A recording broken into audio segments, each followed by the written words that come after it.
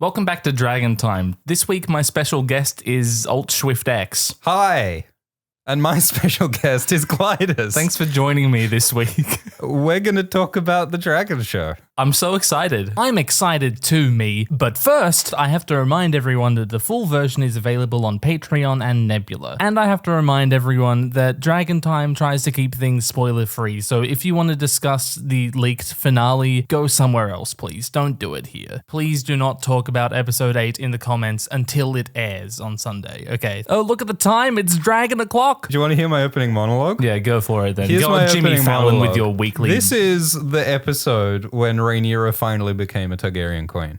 Yeah? Because this is the episode, after a season of like, oh, I sure wish I was doing something, she's like, screw the council.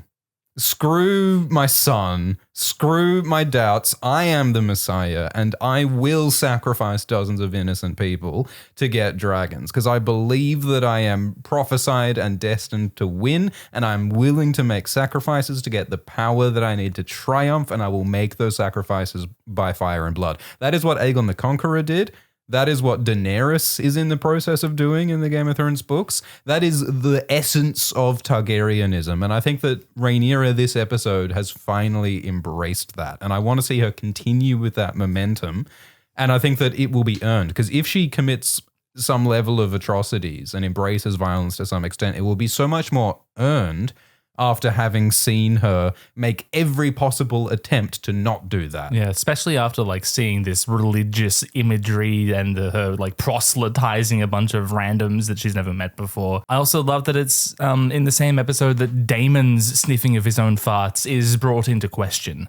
Yeah, that's true. Like, Rhaenyra is becoming more Daemon-y, and Damon is becoming more Rhaenyra-y. Do you think it was worth it? Do you think the ramp up to get to this point where Rhaenyra is finally dismissing all of that hesitancy, was that weight worth it? What I think feels jarring is that this moment of embracing fire is happening like 6 episodes after her son was murdered and Rhaenys was killed. How was that not the trigger? Like, it just feels like a real bait and switch that at the end of last season we saw Rhaenyra doing her angry Emilia Clarke face and like promising blood and fire. Like, Rhaenyra did address it because she went out to Shipbreaker Bay and she found Arax's wing, and like she underwent a process. Like, it's not like she just ignored the death of Luke. She addressed it and she processed it, and she made the conclusion that I'm going to not burn people right now. But it does feel like a real sort of yo-yo of like, she's now back into the momentum of I need to fight. So long after the deaths have happened of Luke and Rhaenys. Yeah, and the trigger for this change in her is like something completely external to her own behavior, being Adam showing up, having claimed a dragon, like proof that other people can, like she hadn't even considered that people who don't have a last name can ride dragons. I love that they're bringing class into it. I love that they're like, oh, there's people who aren't privileged royal dragon-born lords. There's a whole other 99% of the continent, and maybe we should consider that some of them can contribute. And I really like how Mysaria is the one who brings that to Rhaenyra, because that's not something that Mysaria does in the books. I really love how she's like, oh, and you think that all the highborn people are beholden to these oaths of allegiance and fealty and honor? That's nonsense, Rhaenyra, and you know it is. Yeah, because when Rhaenyra says that, like, oh, well, I couldn't possibly ally with someone who isn't noble-born, and Mysaria's like, I'm right here, sister. and it's funny also with Jace. They've done such an interesting thing with Jace. I love that scene so much. It's not in the books. Like, nothing of that sort is in the books.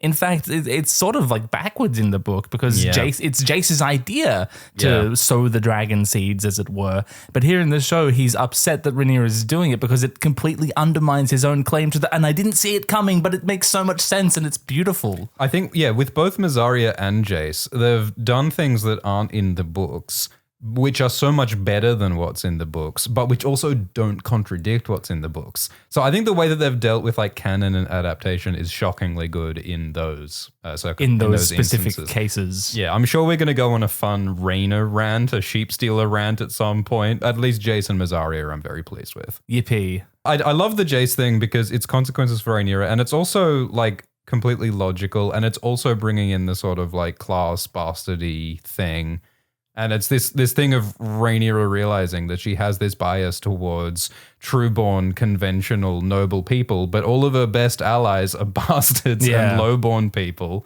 Yeah, Mysaria, Jace, now Adam. And Rhaenyra herself is like inherently a revolutionary political figure, not by choice, but just by the fact that she was born a woman. Yeah, Rhaenyra last season was talking about how when she's queen, she'll create a new order. And in this episode, Mysaria is like, well, what are you going to do about these bastards who might be able to ride dragons? Are you going to make the new order or not, you fucking hypocrite? And she's like, fine, we'll do it, I guess. Yeah, because Rhaenyra can't very well say, oh, well, I'm completely upending the patriarchy and primogeniture, and I'm totally changing how the system works with gender, but we're still excluding bastards and we're still excluding lowborn people. And it's like, well, hang on, isn't this an opportunity to change the world in other ways as well? Don't you love your son, Rhaenyra? And some of these questions are questions that are explored further on in the books.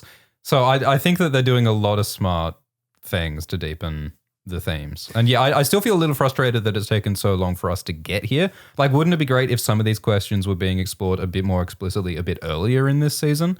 Yeah, probably. Yeah, I thought all of that stuff was great.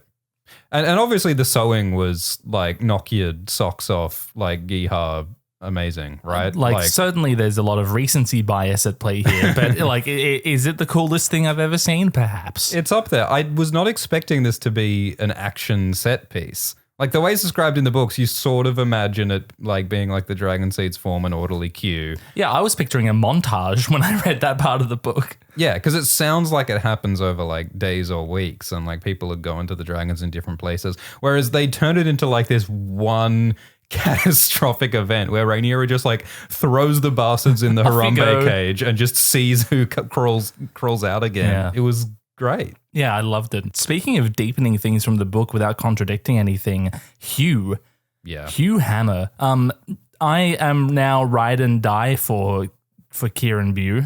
Yeah, you liked his performance? I loved his performance. I think he's great. I love what they're doing with Hugh. I see the vision and I approve of it. Yeah, it's one of those characters where his portrayal in the show is different to what's in the books so far. And you can sort of see how they might connect the dots and it could happen in a really fascinating way. And I like the relationship with his wife, Kat. There's tension and, you know, they've lost their daughter and that loss for Hugh of his daughter driving his embrace of fire and this like nice suicidal drive that takes him to claim Vermithor. When he faces Vermithor, he says, "Come on, I'm ready. I'm ready to die, but also I'm ready for whatever Vermithor gives me. Like I have nothing left to live for. My fate is entirely in the hands of this dragon, this god before me, and Vermithor approves of Hugh's stoil." I think it like feeds into a theme that is in the books, especially like throughout this whole saga, which is the idea that power is self-destructive. I mean, that's why it's about fire, right? Like fire doesn't burn forever. Fire consumes. We saw Viserys be consumed by power, and that's something we see in Daemon's vision. But also this idea that, you know, Hugh is reaching to grab the fire, and there's something self-destructive about that because he's roaring in the face of this Godzilla dragon. The dragon's roaring at him, and he's roaring back, and he's saying, "Come at me, bro. Eat me, burn me, do whatever. I will seize the power of the fire from the gods." And it's like, holy shit, like it is metal to grab fire. It is metal to ride the dragon. And it will also probably destroy you because dragon riders tend to die young, and that's inherent in seizing power is that it destroys you. Usually in some sense, whether psychologically or politically or emotionally or whether you get eaten by a lizard, like that's what power does to you. Last time we spoke at length about like what Seasmoke didn't see in Stefan Darkland that he did see in Adam of Hull. And like what does Vermithor see in Hugh? Vermithor is said to be like the most fierce, ferocious. He's called the Bronze Fury. Like this thing is not fucking around. What does he see in Hugh that makes him so excited? That makes him approve. I like that thread of Rhaenyra going, "Oh, Vermithor is the Bronze Fury." Some say he's even more ferocious than Vaghar, which I feel like is a little bit of hopeful reasoning from Rhaenyra. Yeah. Like there's a lot of circles going on in Rhaenyra's brain right now, I think. Yeah, no, I like Rhaenyra's going a little bit loopy, which does, I think, parallel with what's going on with Damon. Well, I have to become the Queen of Westeros because I have to become the Queen of Westeros. Yeah, exactly. I have to kill all these thousands of people because if I don't, then I won't have killed all those thousands of people. Yeah, she said something like that in a previous episode, didn't she? Like, I have to believe. But on the Rook's Rest episode, she said to Jace that, well, I have to believe that the prophecy is true. Otherwise, how can I justify sending people to their death? And it's like, Rhaenyra, that's not a reason. That's a circular you're using it to just. So she does the same thing here. And it's because last episode she was in one of her darkest moments and she was saying to Mysaria, I don't think I'll win this war. And so now she's just swung like a pendulum. She's flipped into the opposite direction. She's gone from, I think I will lose this war to, oh no, God wants me to win. Yeah. What's the Blues Brothers line about we cannot fail, God's on our mission side. from God. Yeah, that's what Rhaenyra is doing right now. She has ordained herself as a fucking prophet. Yeah. She has decided that she's a messenger of the God. She is a god now. I said it earlier, she's absolutely on the Damon train of thinking that she's inherently superior to everyone else. Choo. And which also, how could you not? Because she's a dragon rider and everything she's experienced. But you know what? How could Hugh not? How could Ulf not? Oh. How could Adam not? Now that they taste that power, won't they feel the same? Hugh absolutely must believe that he is the greatest person alive. And I wonder what his mother Sarah told him. I mean, introducing that relationship. Is his mother necessarily? We'll get into that later. Yeah, we'll get into that. But the other thing that is great is that Rhaenyra declares herself Jesus. She's starting to believe that she's the Messiah. She's saying that she thinks that she's the prince that was promised. I think. I mean, Viserys at least was saying that Rhaenyra is the princess that was promised in season 1. But as soon as Rhaenyra starts thinking of herself as a messiah, the Dragon Keepers, who are the priests of this Valyrian cult-like religious organization, go against her. Immediately there's a schism. Immediately there's a Protestantism to her Catholicism or whatever, because she has this radical interpretation of her religion, and she's letting all these bastards and these quote-unquote mongrels to ride dragons, whereas the Dragon Keepers, who have the more conventional, old-school, traditional notion of what a dragon rider is. They have a sacred view of who's allowed to ride a dragon. I love it when they bring ideology into a story that is not just set dressing, but which is actually a motivation for characters' actions. It's if you can imagine that plot point being, the deciding you're the Messiah in the face of all the other religious knowledge that's come before you. If you imagine that plot point transplanted onto Daenerys in season 8, it makes so much more sense. Yeah, you're right. That's one of the ingredients that was missing from the soup in Game of Thrones season 8 was that Daenerys legitimately believing that she's the Messiah. And also the weird racism of it. I loved Jace calling the bastards mongrels, which is so twisted on so many levels. Because that's clearly how he views himself. Yes, he's like a self-hating bastard who needs to act like someone who hates other bastards. He needs to punch down as a. It's like a crabs in the bucket thing, he has to act like he's better than other people because he fears that deep down he is the same as those other people. At the same time, crabs in a bucket, Bartimos Celtigar is also really against this. He's the angriest crab in the bucket for sure. He's the king crab. And he's the pettiest. He's king of the bucket. Yeah. Well, what's great about this is that it cuts to the heart of what this feudal order is, which is made up rules and conventions and appearances. It's only the fact that people believe that only a proper Targaryen lord can ride a dragon, and as soon as that belief is shattered, as soon as that illusion is shattered, Adam showing up on Seasmoke, by Adam, by Ulf, by Hugh, then it's why should anyone listen to the Targaryens? Yeah. But then when you upend those conventions, people get angry because their beliefs, their lives are defined by it. And that's what we see from the Dragon Keepers, from Jace in this episode, when Rhaenyra decides that the conventions that define our lives actually are meaningless. Yeah, which is great if you have something to gain, but if you're someone like Bartimos Celtigar, you only have things to lose. Yeah. If those conventions are questioned, he only has things to lose. All he's got is his petty little, I'm Valyrian, and therefore I'm better than everyone else, even though my house isn't very powerful. So, of course, Bartimos is the guy who is trying to defend those conventions. So anyway, the start of the episode. Yeah, a little beach standoff. One of the things I like about this scene is that Cyrax and Seasmoke are having their own conversation. Hi, how are you going? It's been a while. And do the Dragon Keepers just allow the dragons to be outside cats if they want? How are you going to stop it? Yeah, I mean, I guess there's no door it's on the cave. You can't make your cat an inside cat if it can break anything. If it can like melt glass with its fucking breath. I want a short film that's just like a day in the life of the Dragon Keepers. Like, what are their daily tasks? That'd be great, yeah. And I want to see that break down now that the Dragon Keepers seem to be rejecting Rhaenyra. Like, what's going to go wrong now that they no longer... Yeah, absolutely. Like, I thought it was funny that Silverwing had a saddle on already for Ulf to get onto. It's like a snail shell. They grow the saddle. Evolution's a marvelous thing. Yeah. Are there Dragon Keepers at the Dragon Pit in King's Landing still? That's a good question, and I don't think we know one way or the other. Oh, no, there were, because did we see them when Aegon mounted Sunfire in episode 4? Oh, yeah, we might have. I'll put it up on screen. That's your answer. I realize now that not everyone is watching. Some of you are just listening. So yes, there are Dragon Keepers in King's Landing. We did see them in episode 4. I was right. Everyone clap. You would think that there would be, because otherwise who's feeding Dreamfire and... Yeah. Well, just Dreamfire. Yeah, at this point. Because Vhagar's hanging out in the backyard. She's too big for the Dragon Pit. And Sunfire's slowly dying at Rook's Rest, and Tessarion's not there yet. Last we heard, Kristen said, Sunfire was long in the dying, which makes it sound like Sunfire might be dead. Seems like that's a really important fact to clarify. They did talk about Tessarion last week. And they talked about her this week. So how are they not talking about bloody Sunfire? Currently in Rook's Rest, which is like contested territory with Lord Mooten marching on it. Which incidentally...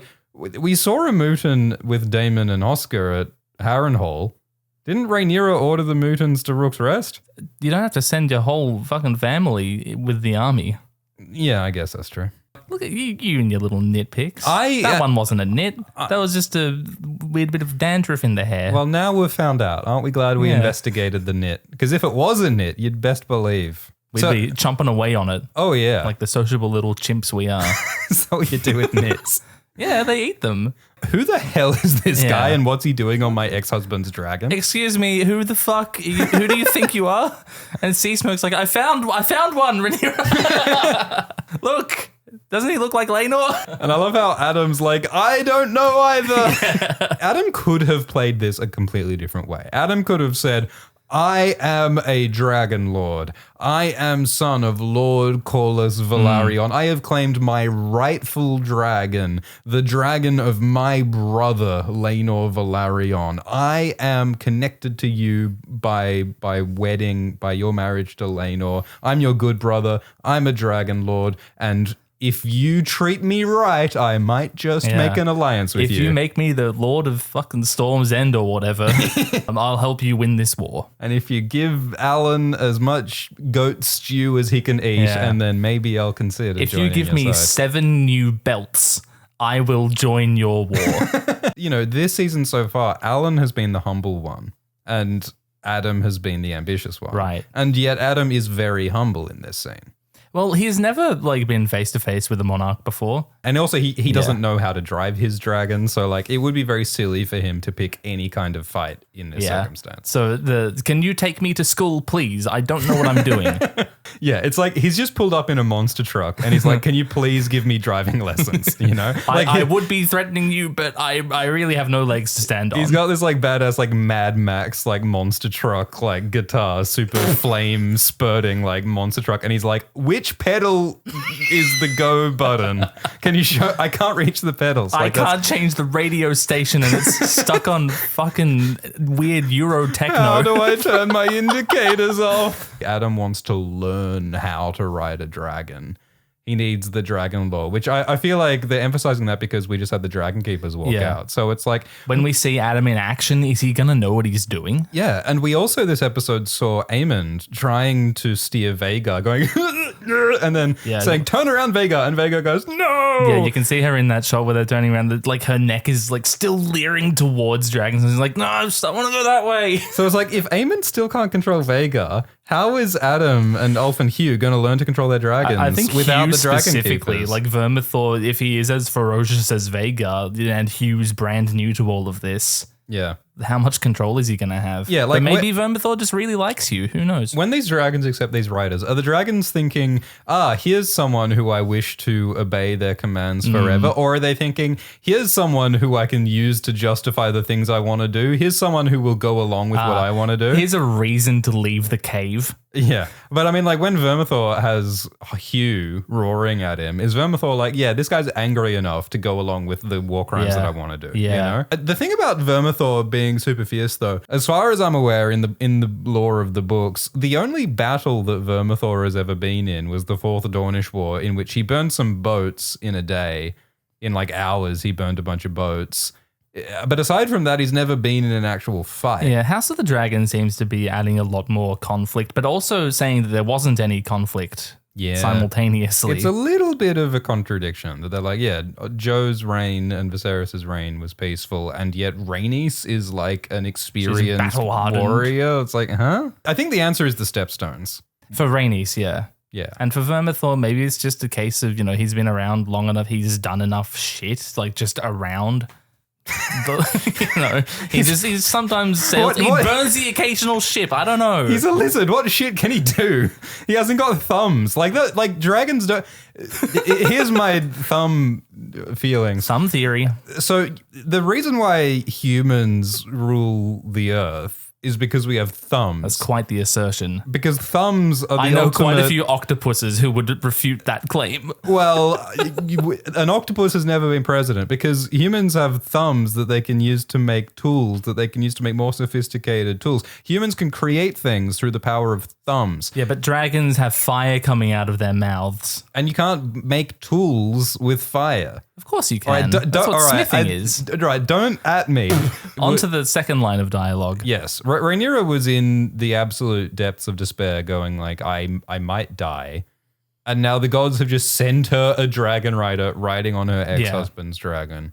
By the way, does she think Laenor's dead? Like, we bring this up every episode. We bring it up every episode because every episode I cannot believe they haven't mentioned Laenor. I think that we're supposed to know that Rhaenyra thinks Laenor is dead because of that scene in episode 3, is it? Where Seasmoke's flying around and Mysaria says maybe he's lonely. I think that's supposed to tell us that Laenor is dead. Because why would Rhaenyra have Steffon Darkland try to claim Seasmoke if she thinks Laenor is still alive? Yeah, they could have done that scene with Vermithor or Silverwing or bloody Cannibal if they... Like, Steffon could have tried to claim any of the dragons, but they chose Seasmoke, which is the one that makes the least sense if Rhaenyra thinks Laenor is alive. Yeah, but like there's no one she can talk to about that because Daemon's in Harrenhal. I said Damon again. You keep infecting me. Well, we've actually switched. I officially say Damon now. Really? I've switched. So now you have to say Daemon. That's the curse. Oh, no. Yeah, like who's she going to talk about that with? With fucking Jace, because this episode... Jace thinks that Laenor is dead. Jace wasn't in on that plan. This episode... They were talking in the most direct way that they ever have about Harwin, Jace's paternity. And this was the perfect opportunity to talk about Laenor since they were talking about Harwin and since they were talking about his fathers. And I think that makes that scene way hairier. Well, maybe not that particular scene, but they need a scene. I mean, they were talking... It's got to be Corlys. She's got to talk about with Corlys. Because Corlys thinks that his queen killed his son, which is the most insane thing to not mention for this entire season. Yeah, I think it should have been brought up like when or around when Rhaenyra made Corlys her hand. And around the death of bloody Rhaenys. Yeah. I'm really sorry that my war got your wife killed. Anyway, your son might still be alive. Do you want to be my hand? So Corlys has this really messed up relationship with his bastard sons, Adam and Alan, which could be compared and contrasted to his complicated relationship to his son, Laenor. Because Corlys never quite accepted Laenor, never quite accepted that Laenor was gay. Yeah. We never really saw them having a healthy relationship. He denied it, is all that we ever knew about that. Just as we never see him having a particularly comfortable relationship with his bastard sons, Alan and Adam. And so so in the aftermath of the death of Rhaenys, wouldn't that be a great time to explore those relationships with Rhaenyra as a way of cementing the connection and the trust between Corlys and Rhaenyra before Corlys becomes her hand? When Rhaenyra asked him to be hand, Corlys could have stormed up to Rhaenyra and, like in the books, gotten angry about the death of Rhaenys, and they could have transitioned to talking about Laenor, talking about Alan, talking about Adam, and that could kick off Corlys readjusting his relationship with Alan and Adam. I agree. I feel like less charitable in some ways about this season because like season 1 was so busy. Season 1 was a breakneck pace with all the time skips and like a lot was happening all the time. Whereas a lot of scenes in this season I feel like are like repeats of previous scenes in the same season. So the idea of like, oh, you couldn't fit in XYZ is like, well, maybe they could have. I feel like there was room for certain things to be explored more. Yeah. And maybe it is was this season always supposed to be 8 episodes? No, there was a point when it was meant to be 10 episodes and then it got changed to 8 episodes. And I've seen varying reports on who demanded that, but it didn't seem to be the showrunner's idea to go down to 8 episodes. A lot easier for me to blame the studio. And there was also the writers' strikes and the actors' strikes. And this season had a lot going against it, Yeah. by the way. I think That's there not to were. excuse anything you might dislike about it, but it's just it's worthwhile context to remember. Let's talk about Alison logging off of Twitter and going and touching grass and swimming in the ocean. We should all aim to emulate Alison today. Contemplate life. Go look at a bird in the sky while you're swimming through it. Like, have beautiful hair. Yeah. Like, she's just goals today, I think. Yeah. Yeah. It's such a perfect counterpoint to the apocalyptic fire and blood that Rhaenyra is doing. It healed my soul just as the fire and blood, like, destroyed it. Yeah. Yeah. So most of this season, Alison has been like the villain in the hypocritical, lying, murdering Greens team. Whereas Rhaenyra has been that I just want to save everybody and not do a war. But this episode they've flipped where Rhaenyra is the one getting dozens of civilians lit on fire For her military advantage. To claim another nuclear bomb or two. Whereas Alison is like, I'm just going to be in the woods bothering nobody. So like I like that sort of reversal of things. And I like how everything that's happening is a consequence of the last 2 seasons of everything else happening. Like, Yeah. I think that like there was a fair bit of suicidal ideation in this episode because, Oh, yeah. you know, the showrunner Ryan Condal at least was talking about Alison thinking about suicide when she's swimming around in the lake. And also Hugh was like yelling at Vermithor to kill him. And, you know, Aegon is on death's door and there's a lot of like facing death. And all of this is happening like after everyone's crossed the precipice and it's too late to back away from this war. And it's like, I think people are contemplating death. The people they've lost. I mean, Damon is literally being haunted by ghosts of the dead this episode. And he's just created a new one. Yeah, so everyone's facing death. Oh, shit. Do you think we're going to see Willem Blackwood next episode? Oh, that would be so cool. Like, just interrogating Damon? Oh, I would love that so much. I would love that so much. And it would make, I mean, because he's a Blackwood who worships the old gods. And he was killed before a weirwood for obeying a command from his king. Yeah. So, and I do have complaints about the Willem Blackwood thing. I felt like they were trying to tell us that Damon killing Willem was like the payoff to this season of introspection, as though killing Willem was like this big consequential choice that like means that Damon has changed. But it's like, Willem means nothing to Damon. I disagree with that interpretation. I don't think that was supposed to be the big payoff because the scene with Viserys offering the crown and saying, is this what you want? Like that happens after he kills Willem. I think if it was supposed to be the payoff, it would have happened beforehand. I think that's a good point. So I guess the payoff has to come next episode. Yeah, and Damon is, I mean, if we are allowed to talk about the episode trailers, should we talk about the episode? By the way, we're going to do a spoiler zone after the season ends. So that will happen. Hold your horses. There's a lot of speculation, things we're talking around through these videos that we're not quite like able to dig into without divulging spoilers. So we'll be doing our own separate thing. There's a lot to say. Oh yeah, There's a lot to say. It turns out we actually have a lot of thoughts about this show. Really? Well, we'll have to do some kind of podcast to discuss it at some point. I don't know if I can work that into my schedule.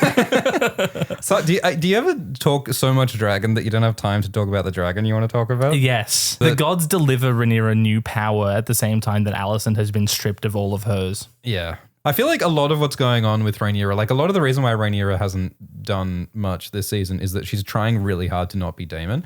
Like whenever she makes a decision, she's like, what would Daemon do? And I'll do the opposite. Yep. Because she has so viscerally experienced the pain of having Daemon. And now Mysaria, the anti-Daemon, is on her shoulder, whispering in her ear. Yeah.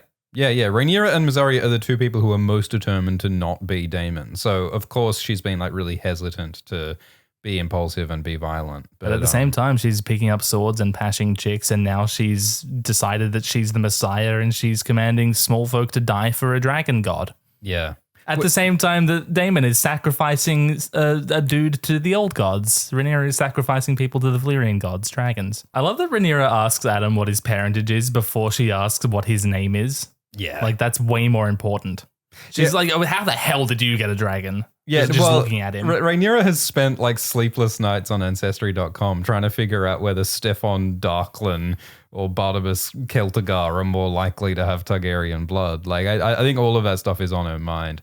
But yeah, it is this sort of dehumanizing thing to question his parentage before his name, because it's like seeing him as an asset and judging him by his blood rather than judging him by his actions. Well, that's the entire concept of feudalism before you, isn't it? Yeah. It outlines the Your sort of... parentage is all that matters, Yeah. way more than who you are. So why does Adam say that his father is no one of consequence? I guess because he wants to be self-made. He doesn't want to say, and Corlys Velaryon is my father, ladies and gentlemen. Like, and so you have to take me seriously in the same way that Corlys thinks of himself as self-made. But ironically, like if he stood up and said, I'm Corlys' son, I'm Laenor's brother, Rhaenyra would be a lot more inclined to trust him. Yeah. And if Adam had said that, then maybe Rhaenyra wouldn't have gone into the bastard plan. Because one of the messed up things about this episode is that Jace was saying, Mum, please don't give dragons to bastards or else I might not be able to hold on to the throne after you. And Rhaenyra was like, no, I'm doing it anyway. That's so much like forward thinking from Jace, by the way. Like, it's incredible how that's on his mind. Well, I mean, what's great about it is that it's a political problem, but it's also a personal problem because of his insecurities. And it's so Jon Snow. It's so Jon Snow. Rhaenyra didn't have to give dragons to bastards. She could have kept on digging around on Ancestry.com and tried some more noble people. Like, she could have tried to comply with Jace's wishes. And she could have found some other families who could have ridden dragons. I would have tried to give Corlys a dragon, by the way. Yeah. The fact that Adam can ride a dragon suggests that the Velaryons may have a drop of dragon blood. It's worth trying. Well, the Corlys. question of Adam and Alan's mother comes up in this episode. Yeah, Like, right. do they have Targaryen blood, or is it really just a random fucking thing? Is it just because Seasmoke likes Adam? I do like the idea that at the end of the day, a dragon can just go like, well, I like you. yeah, personally, I'm not like a blood theorist, genetic supremacist. No, I just like the cut of this guy's jib, you know? And like how Adam's like, I can try to get my dragon I there. think I can fly it. Where is Dragonstone? No, he's a shipwright. He knows where Dragonstone is. Alison lays out... This is really funny how she's trying to like get a D&M going with Orwyle, and he's like, yep, the scar will be visible. Yeah, Orwyle is the consummate professional who's just trying to get his job without getting his head cut open. I mean, remember that like in the books, you know, it's Orwyle who gets sent to Dragonstone, and Rhaenyra rips off Orwyle's maester's chain and like threatens to kill him, and he pisses himself in fear. And also remember that a number of Grand Maesters have been like murdered by the king back in Maegor's time. I kind of wish they included Orwyle being threatened by Rhaenyra in season 1, because I feel like that would give context to Orwyle's kind of like careful, cowardly neutrality in this season. But yeah, I love how Alison's like laying out her deepest fears and insecurities, and Orwyle's like, yep, I'll put a little antibiotics and remember to change the bandage after 3 weeks. Yep, you can drink just a little bit of the rubbing alcohol. It's also very... Don't do that, by the way. It's a bad idea. It's also, the ethanol? It makes you blind, doesn't it? It's not food grade. I think it's interesting that the one thing Orwyle says is you'll have a scar, but it'll be easily hidden. Yeah. As though that's like the main concern. Is her appearance. Like, yeah. It's interesting how Aemond's scar makes him like powerful and intimidating, that Alison's scar is seen as a vulnerable point on her body. I like how they're matching scar. It's like matching like bestie tattoos on Alison and Rhaenyra now. You know, you could have just given each other necklaces, right? Honestly, that would have solved a lot of problems. Hey, it's Laris. As soon as I saw the rat, I was like, Joe Magician's going to be thrilled. I'm so happy for Joe Magician now. He must be having the time of his life. Because the theory that Laris sees through the eyes of rats as a green seer. I mean, so that's like the deep down, the if you want to like crack open the nut and really look into what's going on there theoretically. But like on the surface, it's, you know, unclean. As Alison says, this place isn't clean. I need to leave. No, there's no thematic meanings. There's only deep magic lore, Gliders.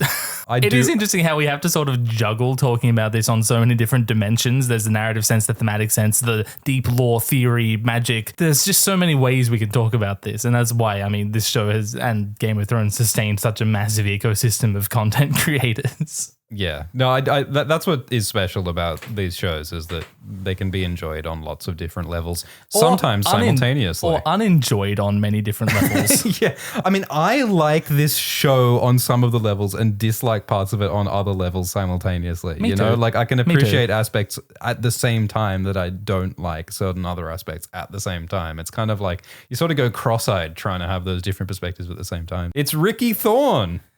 He's got like 3 entire lines in this episode. Alison says that, hey, Ricky, we're going camping. Do you think that Ricky is like not into this because it's kind of awkward and he doesn't want to have to build a tent for a queen? Or do you think he's happy to get out of the castle that could be obliterated by dragons at any moment? I think he's enjoying this and unenjoying this on different levels. Yeah. Meta? Yeah. Yeah. Leon Estamont died in the riot, and Martin Rain and Red Ned Waters are being sent to the wall because of their part in escalating the riot. This is exactly the sort of stuff that happens in the books, is that every like random character has some shit happen to them that actually fits into the politics and the like minutiae of the plot lines of the and schemers. then you'll see them show up at the wall in the next book and you're like, oh yeah, them. Leon cut off a common-born person's hand in the riot last episode. And so the Greens have decided to blame Leon and Martin and Red Ned for causing the entire riot. When the riot, like, if it was anyone's fault, it was Larys's fault, right? Because the riot was sparked by Rhaenyra and Mysaria and Alinda and Diana and Ulf's whispers, which it is Larys's job to stop. Right, but so Larys either knowingly or unknowingly allowed it to happen. Yeah. But Rhaenyra did it. Well, yeah. But I mean, I get the main thing is that it wasn't really Martin and Ned's fault, but they're using them as a scapegoat. Yeah. But they are also removing Aegon's friends and protectors are being removed. And Aemond can now replace them with people who are loyal to him, who will not protect Aegon, but who will protect Aemond. All Aegon has is like, what, Larys, who is using him at best? Aegon is incredibly vulnerable. His best friend, Jasper Wilde, is going to help him out. Yeah. So Larys and Jasper, I love their sort of buddy conversation here because like both of them are very fun.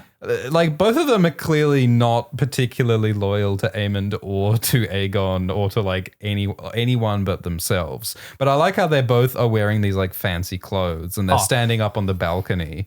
And so we see how they are enjoying having wealth. They are enjoying looking down on everyone else. They are enjoying having power. And so they're calculating, how can we continue to gain power? How can we use this messed up situation to our own advantage?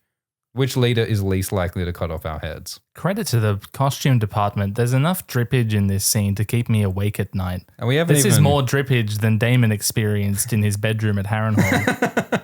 Wow, we haven't even talked about Simon Strong's riz yet. Oh my God. Look at him go. God damn. Yeah, I really enjoy this, how Jasper's like, well, I heard from my ex-step-cousin-in-law that Seasmoke might have a new rider, and Larys is like, oh, you'd better tell the Prince Regent that so that he kills you.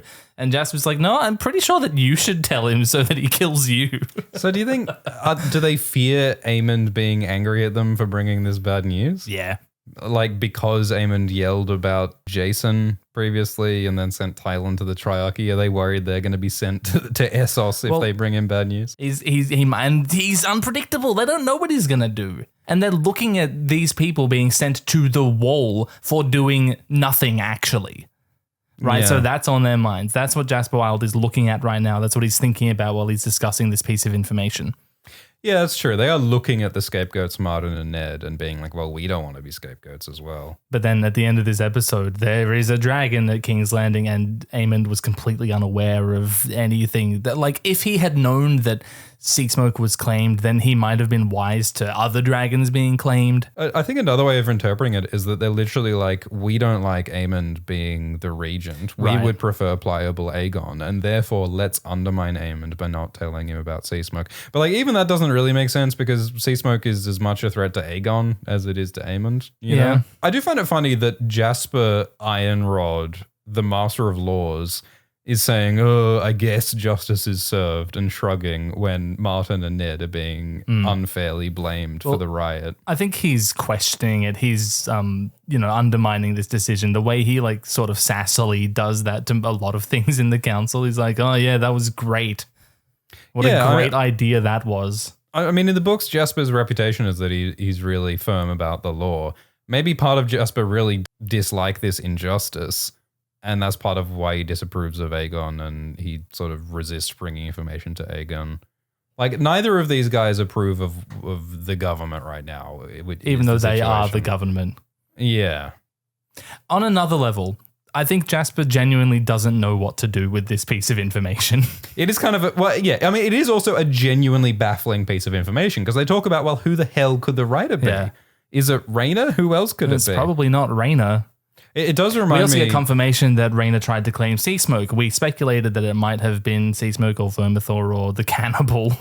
And Laenor was her uncle. So it's interesting that Seasmoke rejected Laenor's niece Rhaenyra, but accepted Laenor's half-brother Adam. Yeah. Why is that? Maybe it's to do with that Stefan Darkland stuff about, authority, power, ambition. Maybe Seasmoke, like Laenor, prefers men. Ooh. Is Seasmoke gay? Gay dragon. I agree that these guys, they genuinely don't quite know what to do. I think the thing is, though, that Larys is, he seems like he's manipulating Jasper.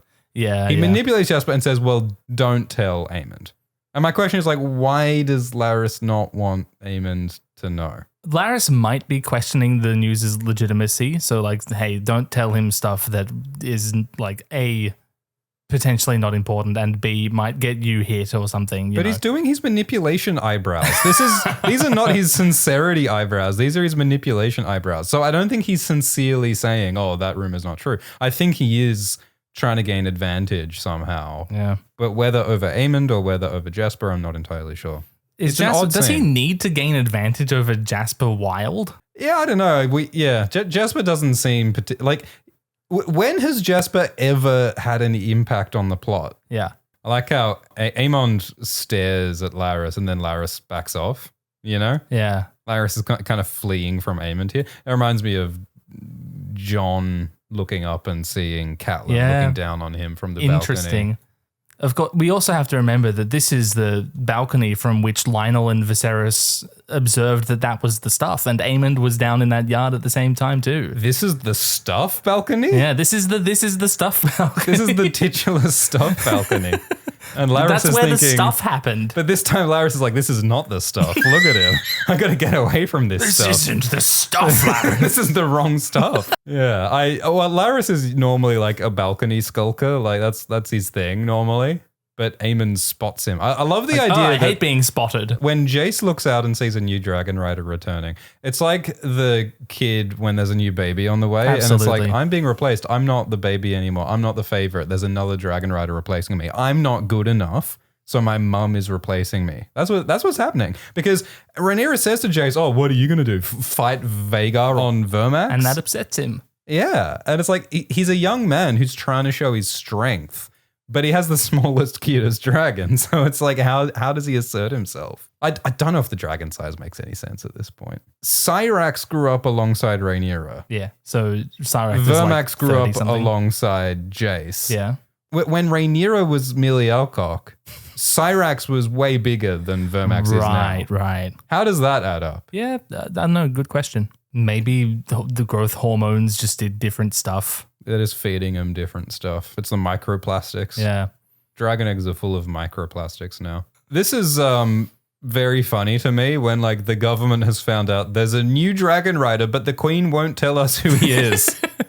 It's like, what? That's like if the president announces, we have acquired a nuclear arsenal from our allies in... Who I will not tell you about. It's excuse me? The idea that Gerardus is the closest thing that Adam and Hugh and Ulf will have to a dragon keeper to teach them is a bit worrying. Like, Yeah. what the hell does Gerardus know about how to command a dragon? I mean, he's the Dragonstone Maester. Maybe he's picked up a few things, but yeah, he will not have the deep generational ancient lore that the Dragon Keepers have. I would love to know more about Gerardus' values. I mean, it's so fucking hilarious that we can even analyze his characters to this depth. But like all the random maesters in the books, they have a like philosophical perspective. Like there's maesters like Crescent, who were like, I am a secularist, I don't believe in magic, and I will stand up against Melisandre. And then there's maesters like Lewin, who's like, well, I did want to believe in magic, and I'd studied magic, but I'm then sorry, I found kid, that I it's just can't not have there, magic. man. And then there's maesters like Marwyn, who are like, yeah, magic's real, what of it, bro? I was talking to Quaithe on the glass candle on the blower the other night. Yeah, we were talking about spells all day, homie. Melora Like, the Mad Maid was haunting my dreams last night and told me that the fucking Urathon Nightwalker. yeah. So like, it's a legit thing that maesters have different philosophical perspectives on magic, on Valyria, on dragons. So my question is like, Not to mention Maester Aemon, my goodness. That's a fraught one. Yeah, Aemon was like WhatsApping Rhaegar saying like, are you the Messiah? No, I'm pretty sure based on this glyph, it actually my means son's going to be the Messiah? Oh, it was an error in the translation. So yeah, like I love that there's all these different God, metaphysical perspectives. Do you think Maester Vagon is still alive? Oh, So yeah. Jacaerys' son, Vagon, became a maester at the Citadel, and it's sort of question mark when he died. That would actually be the coolest fucking thing if Maester Vagon turns up on Hot Date.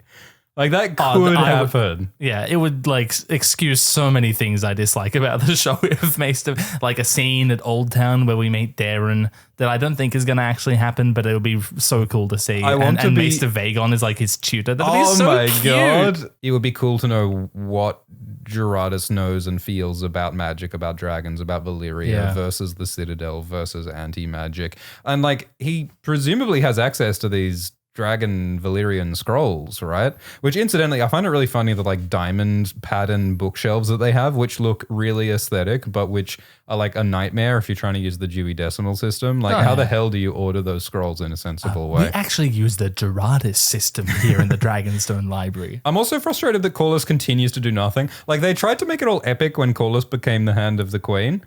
He has done nothing. Corlys Velaryon is like one of the most powerful people on the planet. And the richest and the most ambitious. Do you think that he sailed to the other side of the world 9 times by being this passive? Well, I'd like to think that his ambition is sort of like facing death now that Rhaenys is dead. Like I'd love to see more pontification from Corlys on that matter. Yeah, I want to be invited into his interior world a little bit more. I think we really did need a scene between Rhaenyra and Corlys where they talk about Rhaenys and Laenor and Corlys's plans, his life, his ambition, and how we need to make you hand so that we can win and avenge Rhaenys and avenge your son, who I didn't kill, by the way. Yes. Also, he did almost die last season. Yes. Yeah, I think Corlys has a lot of good reasons to be more passive and thoughtful in this season. Yeah, I think sometimes this show leans a little too much on being subtle and leaving things unsaid. It's very suggestive and gestural, and I would like, and I like that. I like that, but I would also like characters to give us some solidity on some matters. So I like how Bartimus is like loudly and crotchetedly.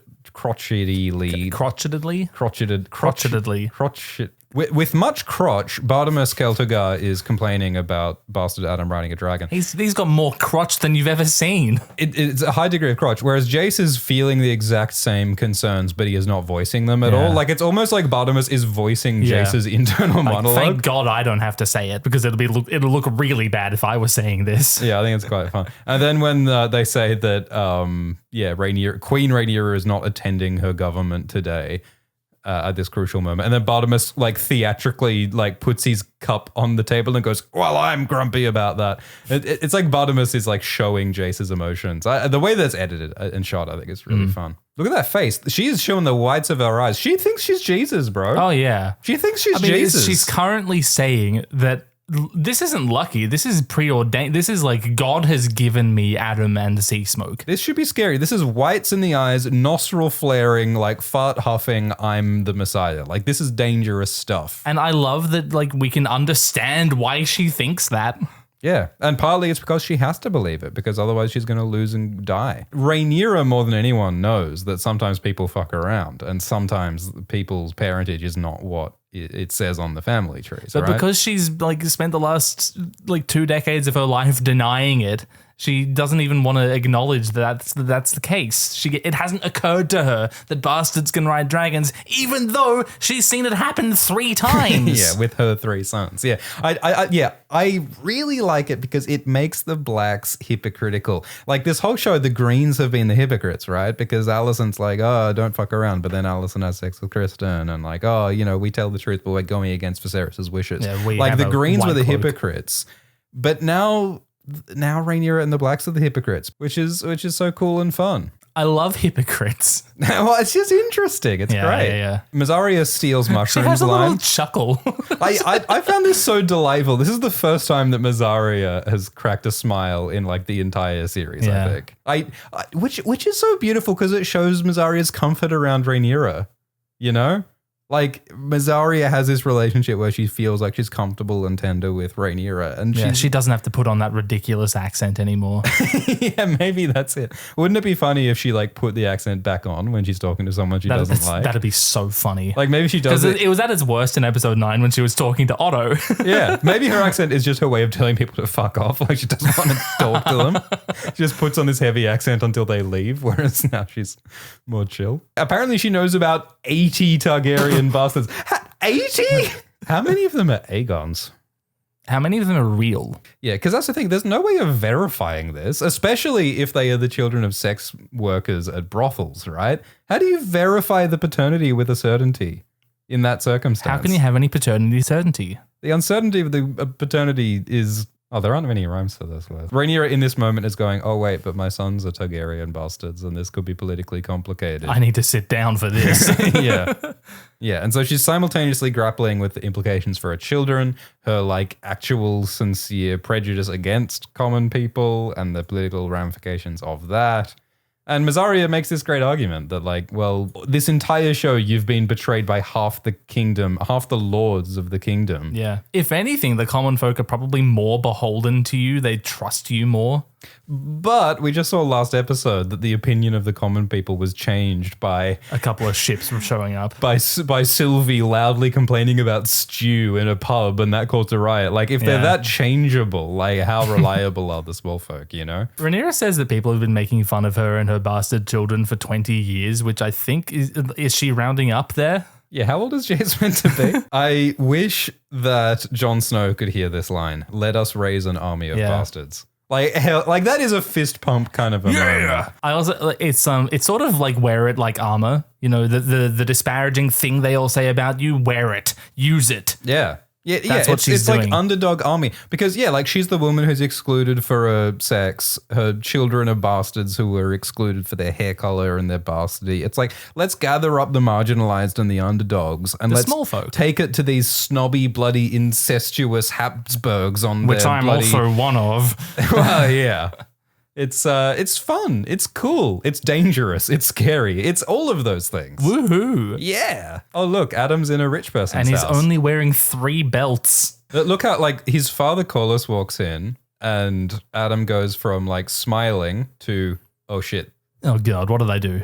Yeah, yeah, it is like that. I mean, it's funny because in the books, Adam and Alan are like 16 and 15 years old, and they almost act like that. Here, like they almost act like little kids in the it's face Dad. of their father Yeah, because they're sort of, they've never been treated as his sons. And so the awkwardness. And there's also the class thing because like, he is the rich, powerful lord and the hand and all of those things. So they have to be sort of supplicant to him, even though they arguably have a right to that same status by virtue of being his sons. So it's such a awkward situation on so many levels. And Corlys doesn't know how to navigate this any better than they do. Yeah. But he tries. He actually gives it a little go in this scene. He's like, shut up. You don't need to like ask me for leave to leave the you have a dragon, Adam. Don't be ridiculous. Which is why it's fascinating that Adam has a power that Corlys does not. Yeah. And like it's that has caused Corlys to acknowledge that Adam exists. Corlys is like, oh, I should probably say something nice to my son. Yeah. Something that lets him know that I am willing to acknowledge that he exists. So he says, well done, but he immediately like scurries away. Like he's See you later. He's already leaving as he says, well done. Yeah. But it's enough. Like Adam cracks a little bit of a smile there. So what is Corlys feeling? Is he ashamed that he cheated on Rhaenys? Is he ashamed that he wasn't there for Adam and Alan? Does he just not know how to act because of the class thing? Does he? He's also proud of his son. Does he have feelings about the mother of Adam and Alan? Does he have guilt about how he may have treated her? Where is she now? Like, to answer your question, all of the above, and please, for the love of God, I need to hear him think about these things. Yeah, we need more Corlys scenes. That's just the solution to life's problems. We need more Corlys scenes where he talks about his feelings. Yeah, but I understand that a large portion of the character is his reluctance to do so. Yeah. Well, yeah, I mean, I like the energy of like the ultra successful guy who refuses to have a feeling, you know, which is, it's a believable archetype. Oh, yeah. Tully Shield, let's go. Is Damon praying? It sure looks like it. All of these previous shots when Damon's alone in Harrenhal, he's looked haunted, he's looked discombobulated, he's looked like dazed and confused. But here he actually looks centered, he looks still. Sort of reverent. Yeah, like he looks like he's actually found the center, you know, which I think is quite... He's found a bit of footing. It's quite beautiful. And then Simon shows up to tell him, hey, it's time for your moral core to be questioned. I love that this is how every Damon scene has started in Harrenhal, is with Damon alone, and then Simon goes, yoo-hoo, like time for lamprey pie. Damon is... Congratulates Oscar on his granddad dying. I love the language, countenancing barbarities in the Queen's name. I'm enjoying a lot of Oscar's dialogue. Normally when Damon experiences pushback and resistance, he either cuts off the head or leaves. Yep. And the difference with this episode is that Damon is actually engaging and compromising and swallowing a little bit of his pride and finding a solution. The only person whose head he cuts off in this scene is the person who like is already on side with him. He's not cutting off the heads of the people who disagree with him, which is what he would usually do. They all hate you. Yeah, wonderful stuff. In episode 7, we had to engage with of season 1, we had to engage with the question of do you rule through love or through fear? And Damon was like, it has to be through fear, like through fire. We're fire and blood. We have to terrorize people so that they obey us. And then that's what he's tried to do here, and it's no one likes him. And it makes his life like imagine if he came here and he's like, hey besties, I need to. Can you guys help me out with the little war I'm having? There's a warby-dorby happening in the Crown Lands. Get in, idiot. We're doing a war. Yeah, and he's like, we'll treat you. We're going to defeat the Westerlands, and I'll give you like Craighall and the Golden Tooth and their land. You know, shit like that, right? Yeah. Instead of like just, I have a dragon and I'm going to do atrocities. Like, are you fucking kidding? Like that's what Jace did at the Twins, which was so great, was offer things to the Freys and make Jace deals. has been a good politician. God. And Damon also has a lot to offer, potentially, to the Riverlords. But because of Damon's insane ego and his like way of treating everything violently, the only way he knew to get the Riverlands to bend to him was to wave his dragon around and to kill babies and, you know, have women violent. You know, he's an idiot. That's dumb. He's a bit of a dunce, and it's taken him 45 years, but he is now becoming an adult slowly. Godswood time. Damon emerges from this dark tunnel into the wide open world, which is a rebirth, clearly. Oh, yeah. Yeah. Yeah.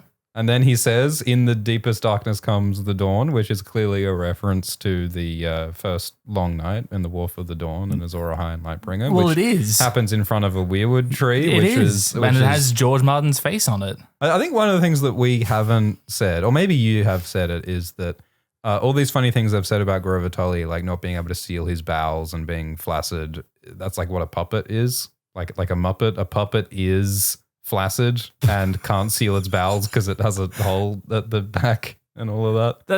That's incredible. Yeah, it's kind of genius. Damon says, let us put all the old unpleasantness behind us, which is code for let's not... Hey, please don't accuse me of the things I did. Willem's like, great, I got away with it. But then Oscar does his speech about how he is now the ruler of the Riverlands. And he has a lot of humility that he brings to the table.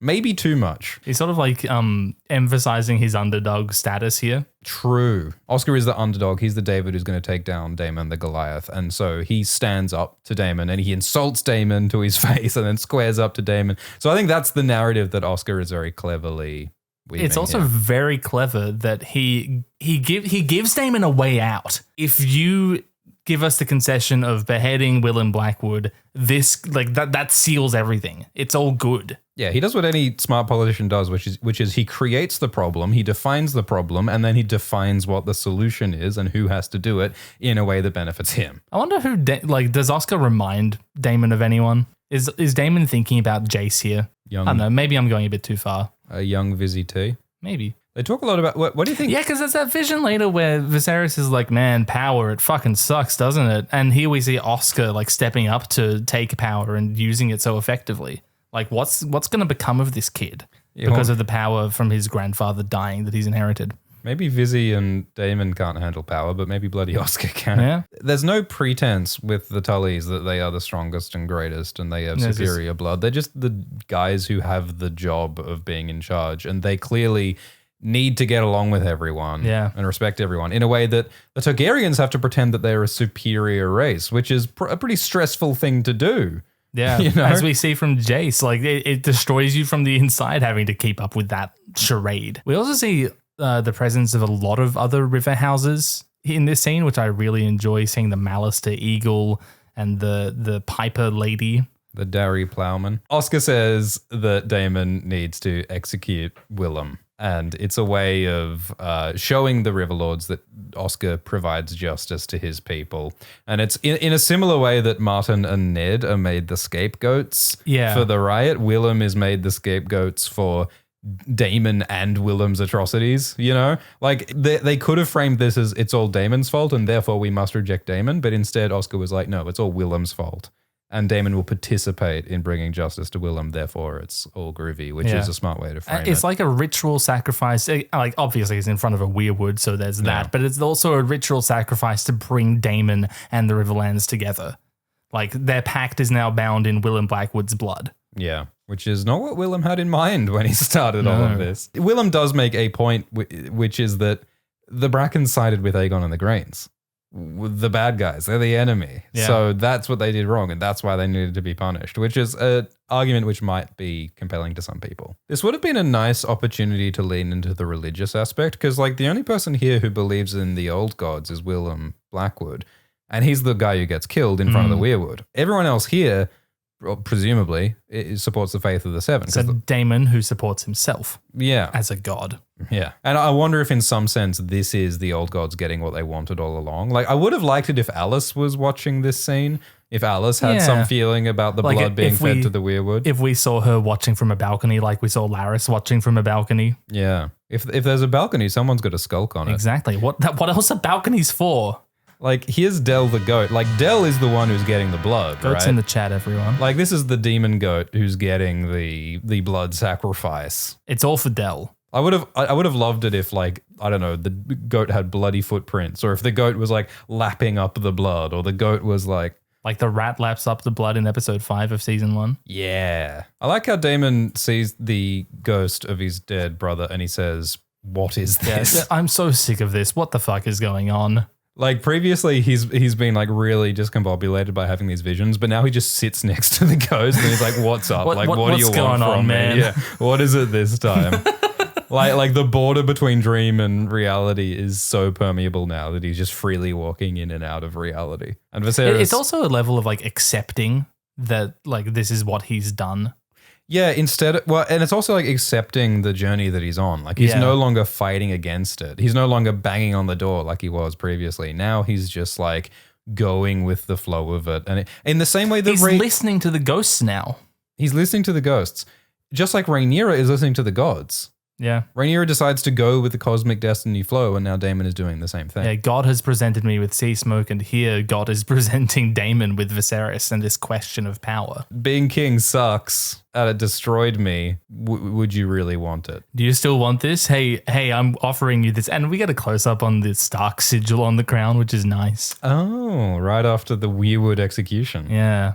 Yeah, that's fun. And, the Jace secured the twins so that the Stark army could cross the Trident, so we'll probably be seeing the Starks again soon. Yeah, I don't think it's a spoiler to say that the preview for next episode showed some Northmen. So then why did I tiptoe around it? If you're just going to say it. You can tiptoe. I'm going to clomp right in on the hardwood floorboards. You're going to step right into the dragon goo. I sure am, just like Ulf. And which is neat that they're bookending the season with the Starks. So do you think that Daemon wants to be king? I think he's questioning that now. I think he did. I think when he came to Harrenhal, he was like, fuck it. I hate Rhaenyra. I don't want to deal with this anymore. It's just me. I'm batting for myself. It's me and Simon Strong all the way, baby. But now he's like, yeah, that'll kill me. I don't want that. I don't want to become you. Like, I needed to help you instead of distancing myself, and look what it would do to me.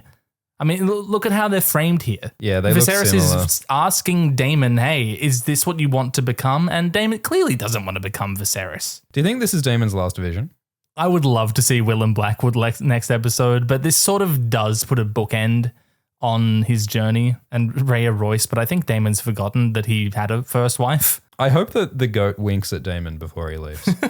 We've got to get some more insight into what the hell Alice wants, though. Like, I imagine she'll probably say some, like, cryptic shit about destiny. Like, remember that Alice said that Daemon's going to die here. Yeah. So, like, that, like something's going on. So we just heard Viserys saying that the crown crushes all who wear it, and then we cut to Aegon. Right, yeah, great point. Who's learning how to walk again, except it turns out it's really hard when your body doesn't work and it hurts to breathe. I just have to point out that Tom Glencarney is incredible. I did find the performance great, though. Like, when he's, like, lying on the bed and he's, like shivering, like, juddering with the pain, I thought was pretty amazing. Larys and Orwyle sort of weekend at Bernie's Aegon back to bed. Yep.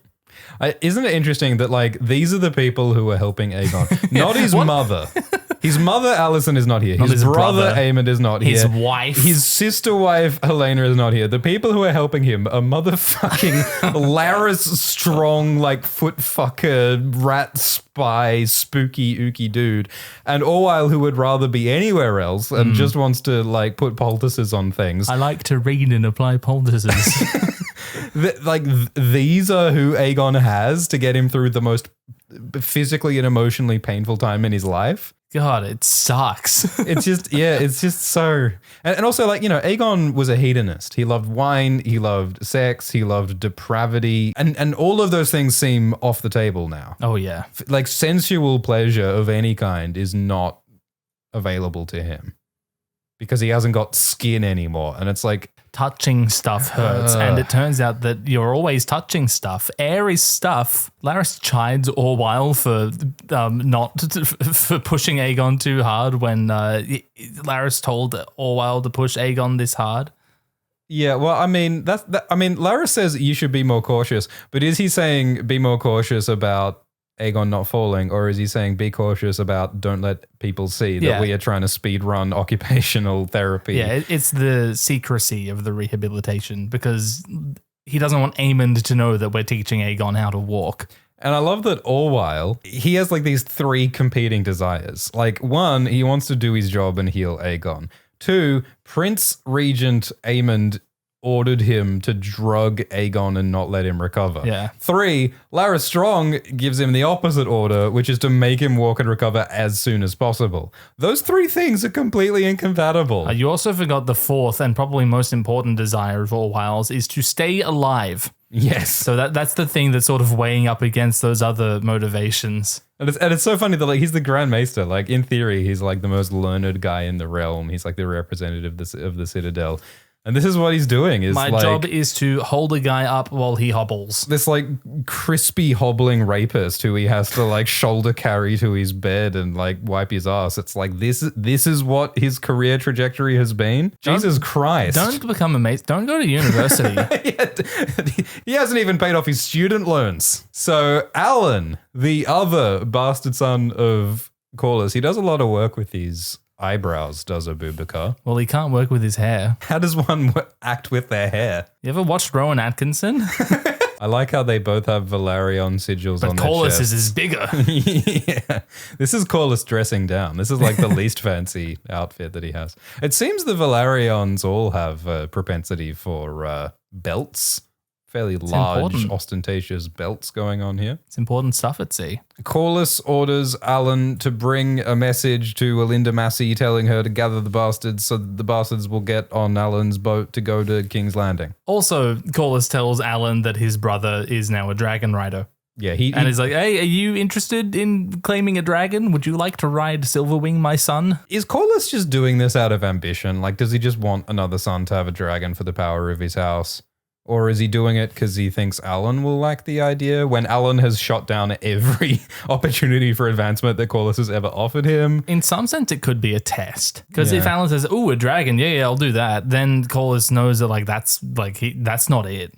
Because Baylor told him, and he probably believes now that Driftmark needs to pass the Salton Sea, and that's precisely what Alan says he is. This confirms to Corlys that Alan is his future. I think that's a great interpretation.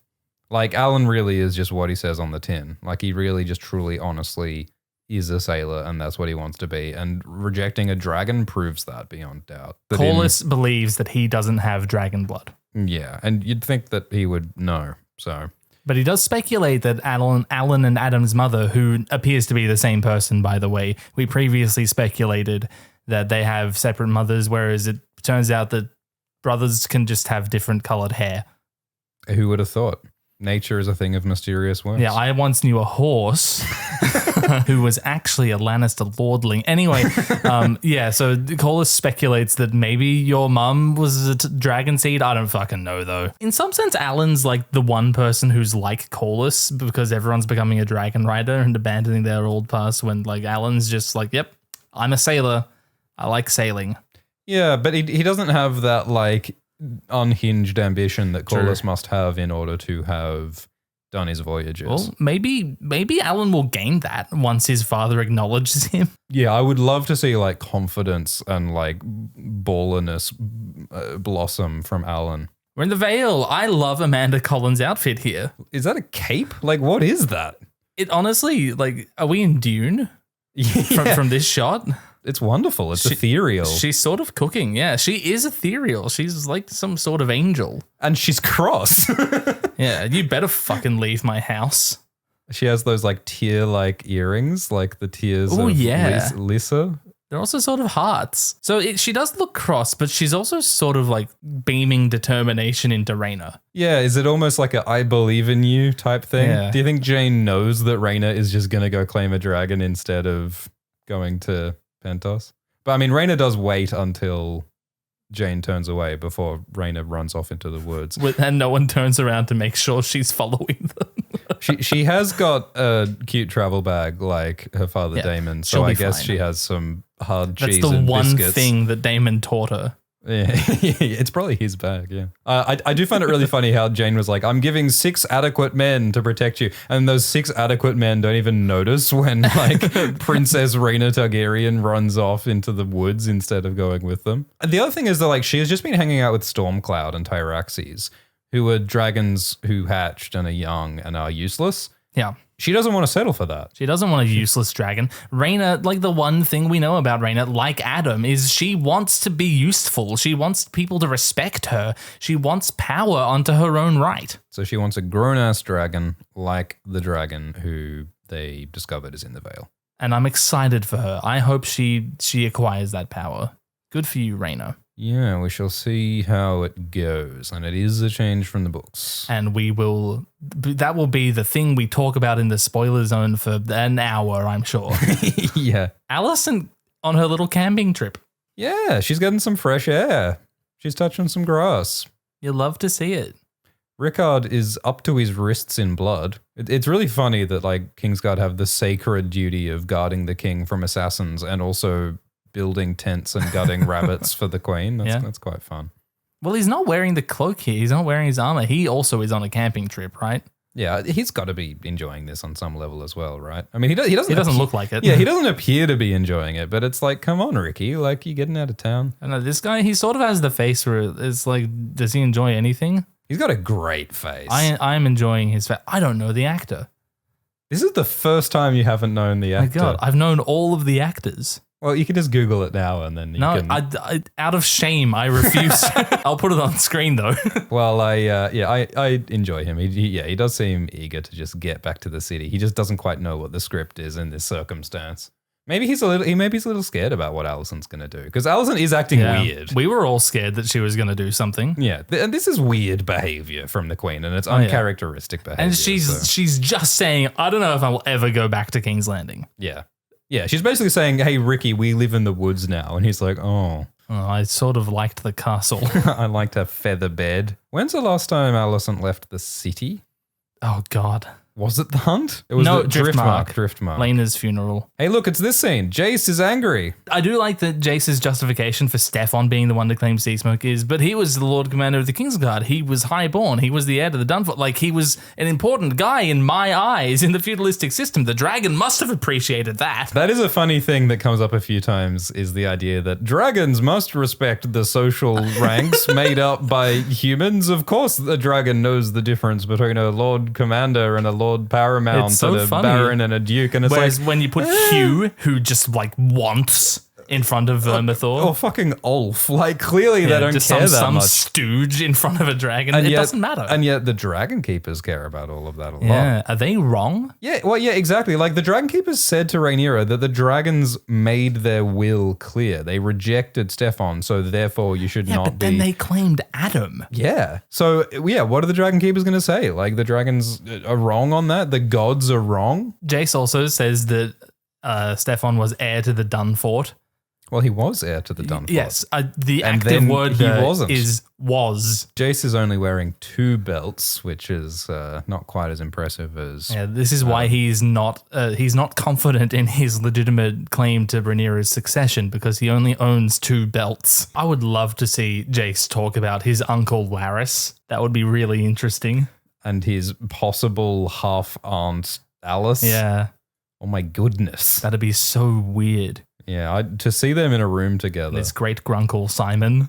Oh my God, that would be a great conversation. Wouldn't it be great if Jace just said, you know what, dragon riding, thrones, it ain't for me. I'm strong. I'm going to I'm Harrenhal. into the old gods. I like weirwoods. I'm going to drink potions with Auntie Alice. I'm going to learn how to warg owls. I'm going to pet the goat. That might be a better life. Well, I mean, if we're talking about things that happen in the trailer, we see Cyrax and Seasmoke flying to Harrenhal. So maybe Jace does go to Harrenhal. Maybe Jace is coming there too. That'd be fun. That'd be grouse. Or maybe he stays on Dragonstone like he has for this entire season. What if the whole feudal order comes crashing down? Mum. Like, that's what's hilarious is that, like, it's not only a very, like, real and deep and, like, practical political conversation. It's also a teenage boy questioning his mum's decisions. Like, Yeah. you didn't think about me, mum. It's also Jace, like, finally showing some hurt that you brought me into this world compromised. You brought me into this world in a world where I cannot acknowledge my father, Harwin. You stopped me from grieving his death, his terrible, gruesome death. It's this existentially horrifying situation How dare you do this to me? The child blames the parent for bringing them into existence, into this world. And it's like so... I mean, put your hand up if you've ever done that. Did the Conqueror's dream foretell that? I love that line because it's drawing into question, like, Rhaenyra's growing confidence in her own religious importance and, like, posing that against the actual reality that she's created. Yeah, it's also like, hey, Mom, like, I know you're excited about this new church that you've been going to and you're excited about these, like... you know, prophecies that you read on Facebook. But like, I feel like before you join the MLM and start selling all those nutrient bars, maybe you should question whether this ideology is healthy before you jump into it, you know? Delicious. Yum, yum, yum. Yummy dialogue.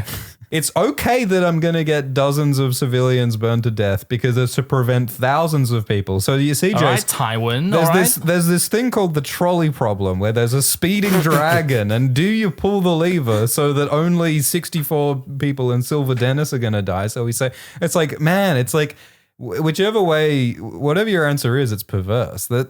There's no clean answers to this messy situation. The problem is that the trolley exists. The problem is that dragons exist and humans are trying to harness their power. And that's the problem. And that's what Vizzy T said in episode 1, was that the dragons are a power that humans cannot control. We should never have trifled with it. You mean the show laid out its thesis in the first episode? Every episode this season has started with the image of the dragon with the bleeding human head and the wings of fire and the blood sacrifice with the dagger, which is a little subtle hint. This is a subtle reference to the fact that maybe making a blood pact with ancient dragon lizard destructive demons and stealing the power of fire from the gods was maybe a bad thing.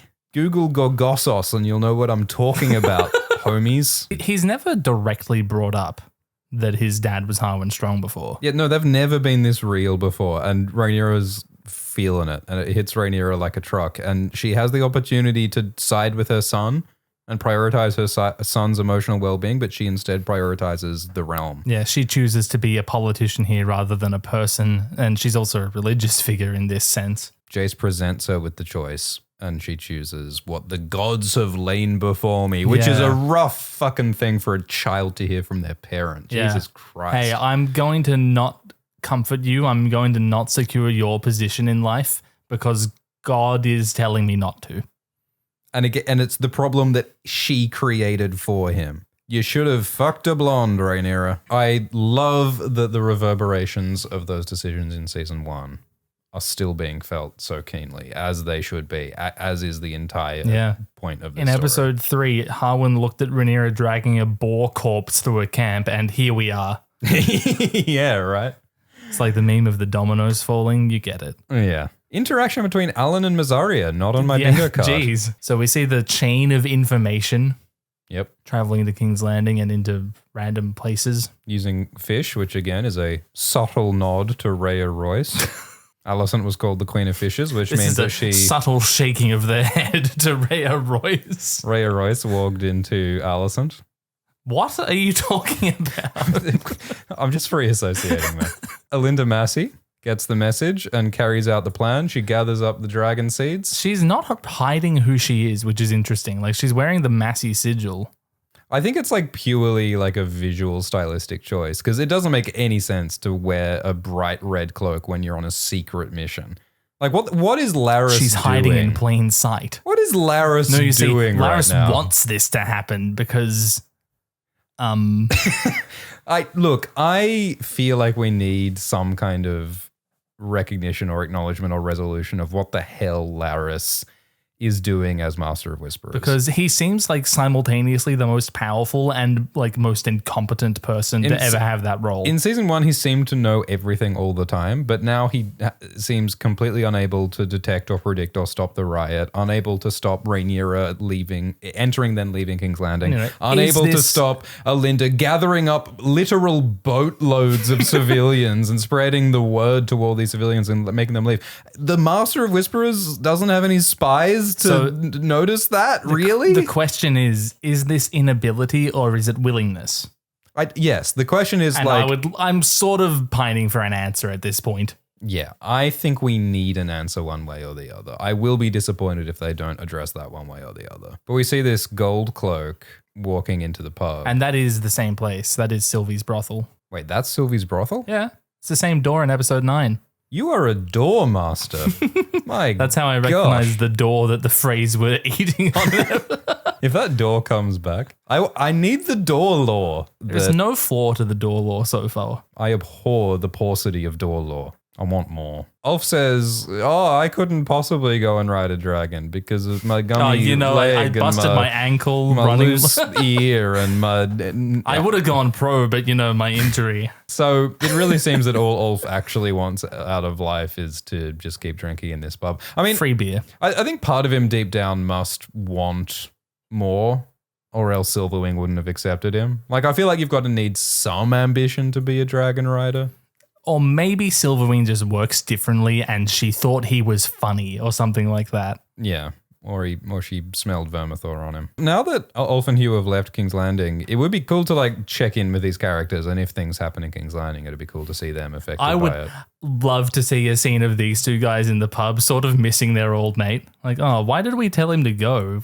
I liked him. Yeah. Or, but we don't have to buy him drinks all the time. True, now true. we've got more money. I mean, there's not a lot of money and food around, so, I do love that he's peer pressured into going. Yeah, he does not want to do this at all, but he just goes along with it. Your Grace, I have found 100 cats. I hope we see the cats at some point. I hope if Otto returns, he's going to literally bring 100 cats with him. He's cradling them in his shirt. Sorry, I wasn't replying to your messages. I was patting these kittens. Busy holding these kittens. I was choosing the one. This one's name is Cookie. We have Muffin, Cupcake. This one is Aegon. Keep going. Those are great names. This one is Feckless, Insolent Pup. This one's black, even though its mother is white, and its father is a tortoise shell. I'm trying not to think about that. Nature is a thing. The of father can't be mysterious tortoise worth. shell. That's exclusive to female cats. You don't know anything about cat genetics. I was fishing for that. Hey, look, it's Hugh. I really enjoy Hugh in this episode. I like how they've spent quite a small amount of time on Hugh, but they've given him a pretty dramatic and interesting and believable arc. Yeah. Like, he was like... I really love what they've done with him this season. And so he went from a King Aegon believer and lived for his daughter, and then the food and the riot, and his daughter's dead, and his wife wants to go to Templeton, and now he's a dragon rider serving Queen Rhaenyra he on defects to Dragonstone. the claimant that he wasn't supporting. Wouldn't it be ironic That'll if be he fun. got killed by one of the scorpions he built? Yeah, it's a cool little arc. The dog is barking outside. Oh, that's the cheese dog. Or is it the other dog? What other dog? There's two dogs. Oh, yeah. No, there's one dog. The second dog has blue eyes. Blue eyes. I've always had blue eyes. Cat wants to just live a humble life, but Hugh is Being filled. humble in Tumbleton. Humbleton, indeed. And Hugh is not humble, Hugh, and he decides he wants to act because his daughter is dead and he feels like he failed and he feels like he needs to take action and there's fire and he needs to If he continues something. not doing things, if he doesn't take this opportunity from the gods, then his life will continue to deteriorate. And so he tells his wife that my mum was a Targaryen, actually. A lot of people are taking this to interpret that Hugh is saying his mother is Sarah Targaryen, who is a daughter of Jacaerys. That does scan, but I also think it's plausible that Jacaerys had a bastard, and that bastard is Hugh's mother. Jacaerys might have had a few bastards, who knows? Yeah, no, that's true, and I think that's a good objection. But I feel like especially because Sarah wasn't in King's Landing while she was a pleasure house queen. a sex merchant. Yeah, That is one of the interesting questions, is that if Sarah is Hugh's mother, did Hugh grow up in Lys or Yeah, Volantis and then move to King's Landing? I mean, he doesn't sound foreign at all. But I feel like that's definitely what the showrunners are sort of fishing for. I don't know. I disagree with the definitely in that sentence that you just said.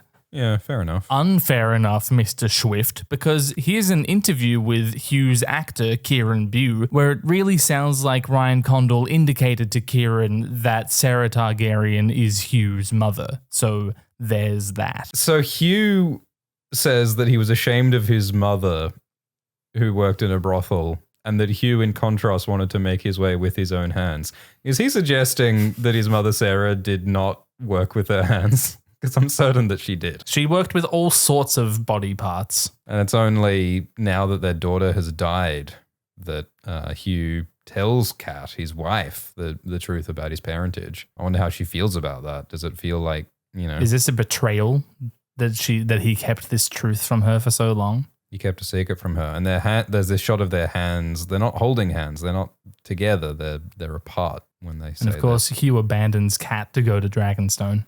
So yeah, what is their relationship now? And also, hopefully she just somehow leaves the city and goes to Tumbleton. Hugh says, if I had a dragon, we would never want again, and you could be a lady. So hang on, the dragon seeds think that they're going to get lands, status and lands and wealth. This will be my way into the feudal structure, whereas Jace is thinking of it as like, this is going to destroy the feudal structure. Yeah, all the different interpretations that these different characters have. The Dragon Lord's like, this is going to destroy religion. Sorry, the Dragon Keepers. Yeah. All these different interpretations of what it means socially and politically and religiously. Which is great. I love that exploration of the implication of this. Alison is walking through the woods. She's wandering through a meadow. Fantastic just music video of her just vibing. I mean, that's just a shockingly beautiful shot, isn't it? She's a shockingly beautiful person. My goodness. The shot of her hair going through the water is like, I would kill to have a L'Oreal commercial like that. Yeah. No, I just love the contrast. And then she paddles, she's just sort of like flipping about in the water. She's having a good time. Just floating, just letting go of all the bullshit. She certainly needed the moment of clarity. Feeling apart, feeling at peace. What does the bird mean? Freedom. It's like a reminder that the outside world is out there. Yeah.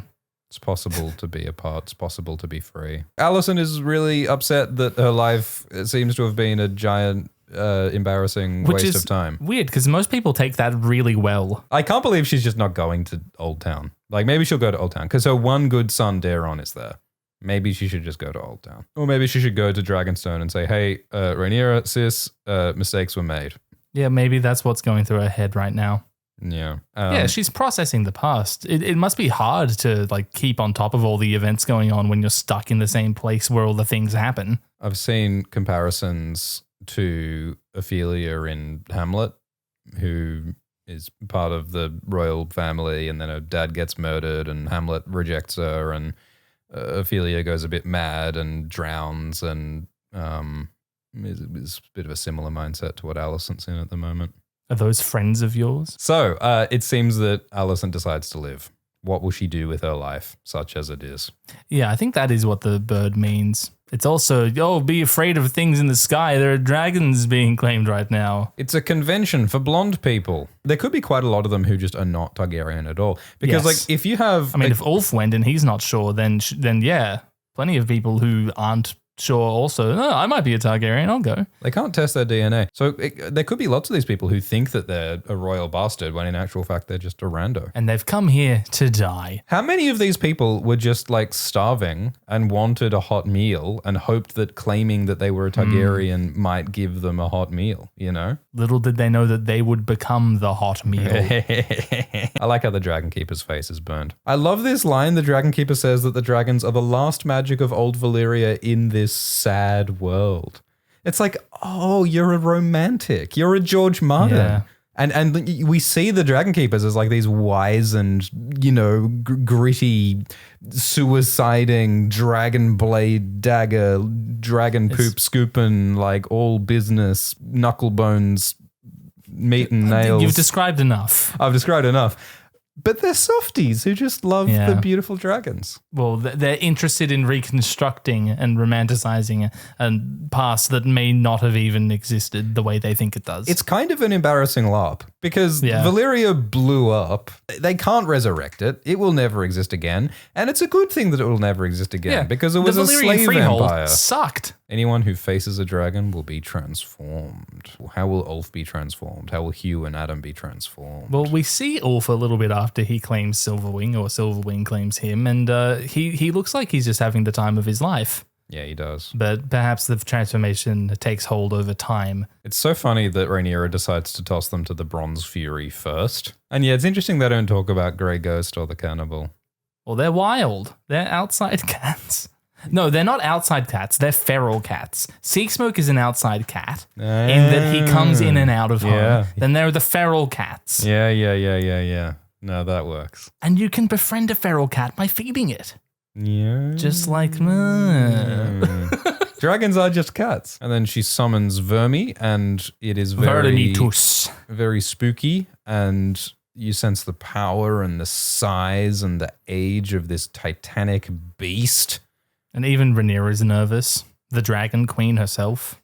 And the way that she, like, calms Vermithor is by growling and yelling at him, which is how Hugh claims Vermithor. Yeah, this is how Vermithor responds. Yeah. I'd love to see Jacaerys, like old man Jacaerys, yelling at his dragon. Oh, that'd be amazing. Like Vermithor is over in the corner grumbling about something, and Joe's like, shut up, you dumb dragon. It's like knocking his walking stick. Yeah.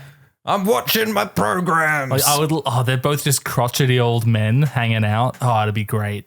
Look at this scar on Vermithor's face that Where'd he get opens that? up when he... Oh, that's fucking metal. That's gnarly. That'd have to hurt, surely. It's almost like a cleft lip. Well, yeah, where the hell did he get that? Because Vermithor's never been in a real war apart from the Fourth Dornish War, which, like, I don't know, maybe a scorpion bolt grazed his face? I don't know, judging from what we know about the cannibal eating other younger dragons, like, we know that there are just some dragons around. Yeah, it's true. So maybe he just gets into scraps with them.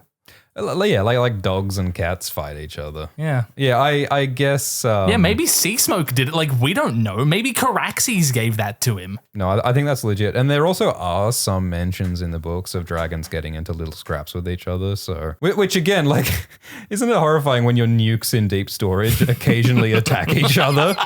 Vermithor's nostrils are large enough that you could live in them. Oh, there's someone in there. They're almost as large as Viserys' nostril.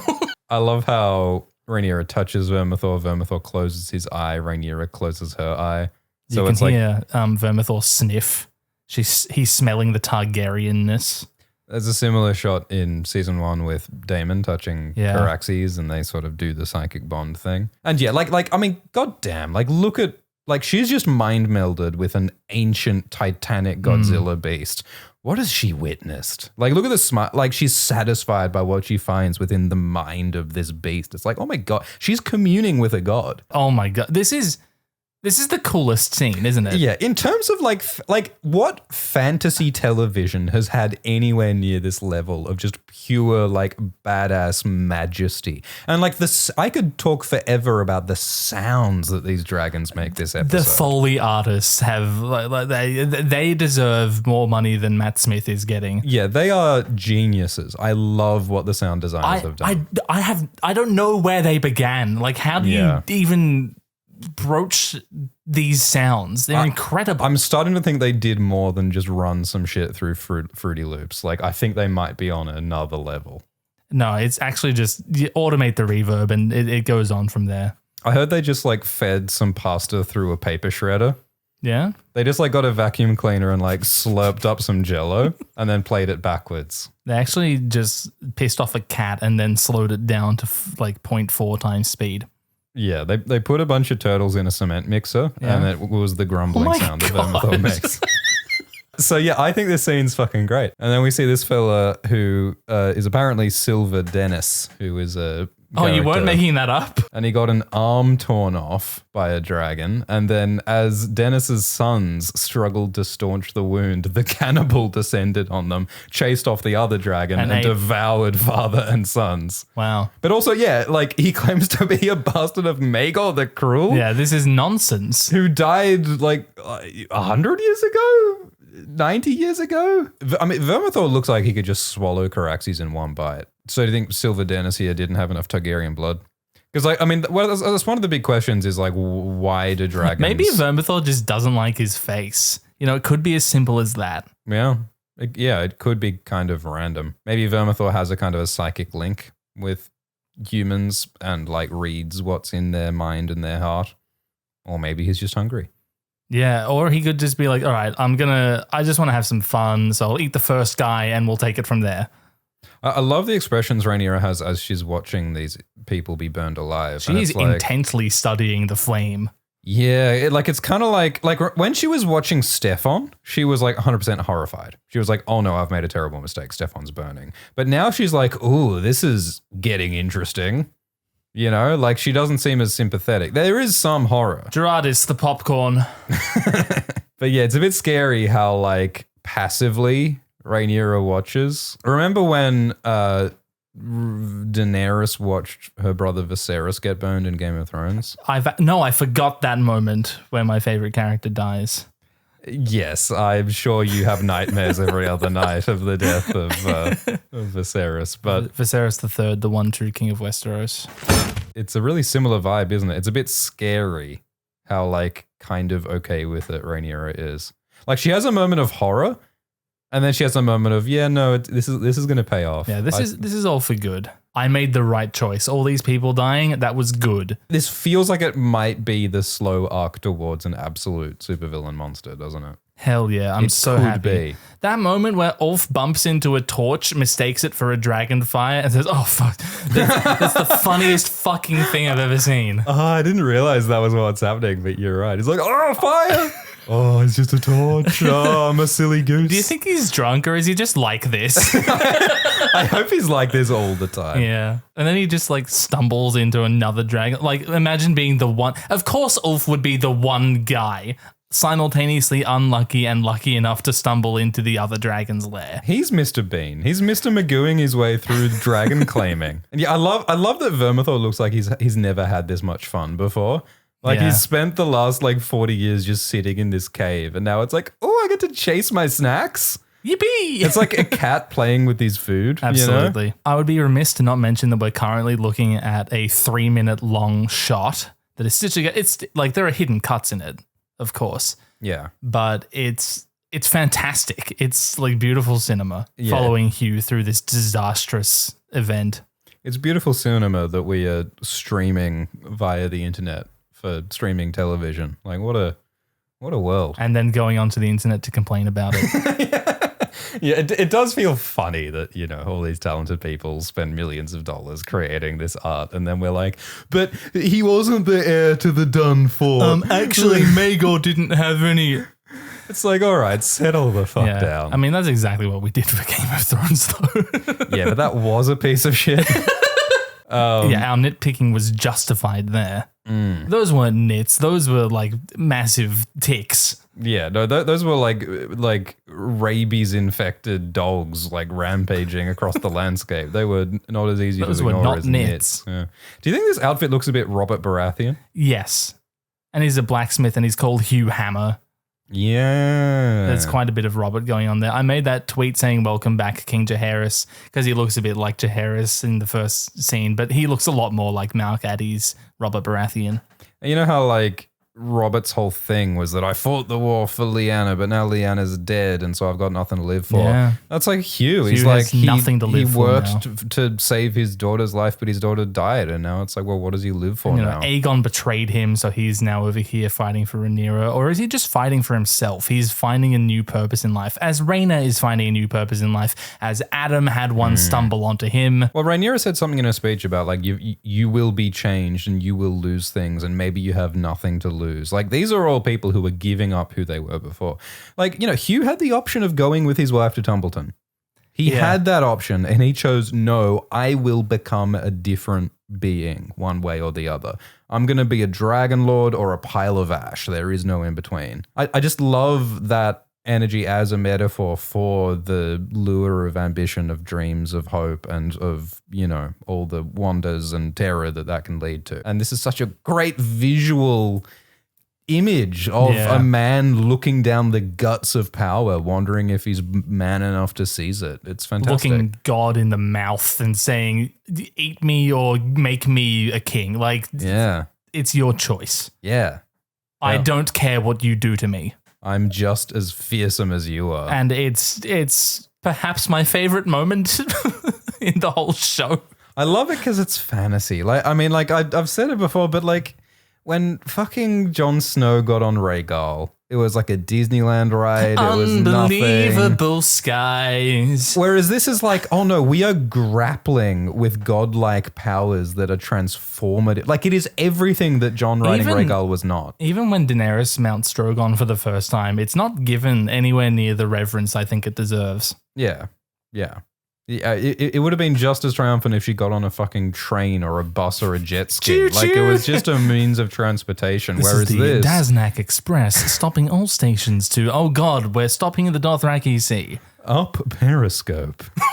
Fire the nuclear weapons. We need to do like an edit of Stephen Toast in Westeros. Yes. So Rhaenyra looks at the charred corpses of dozens of innocent people who she sent to their deaths.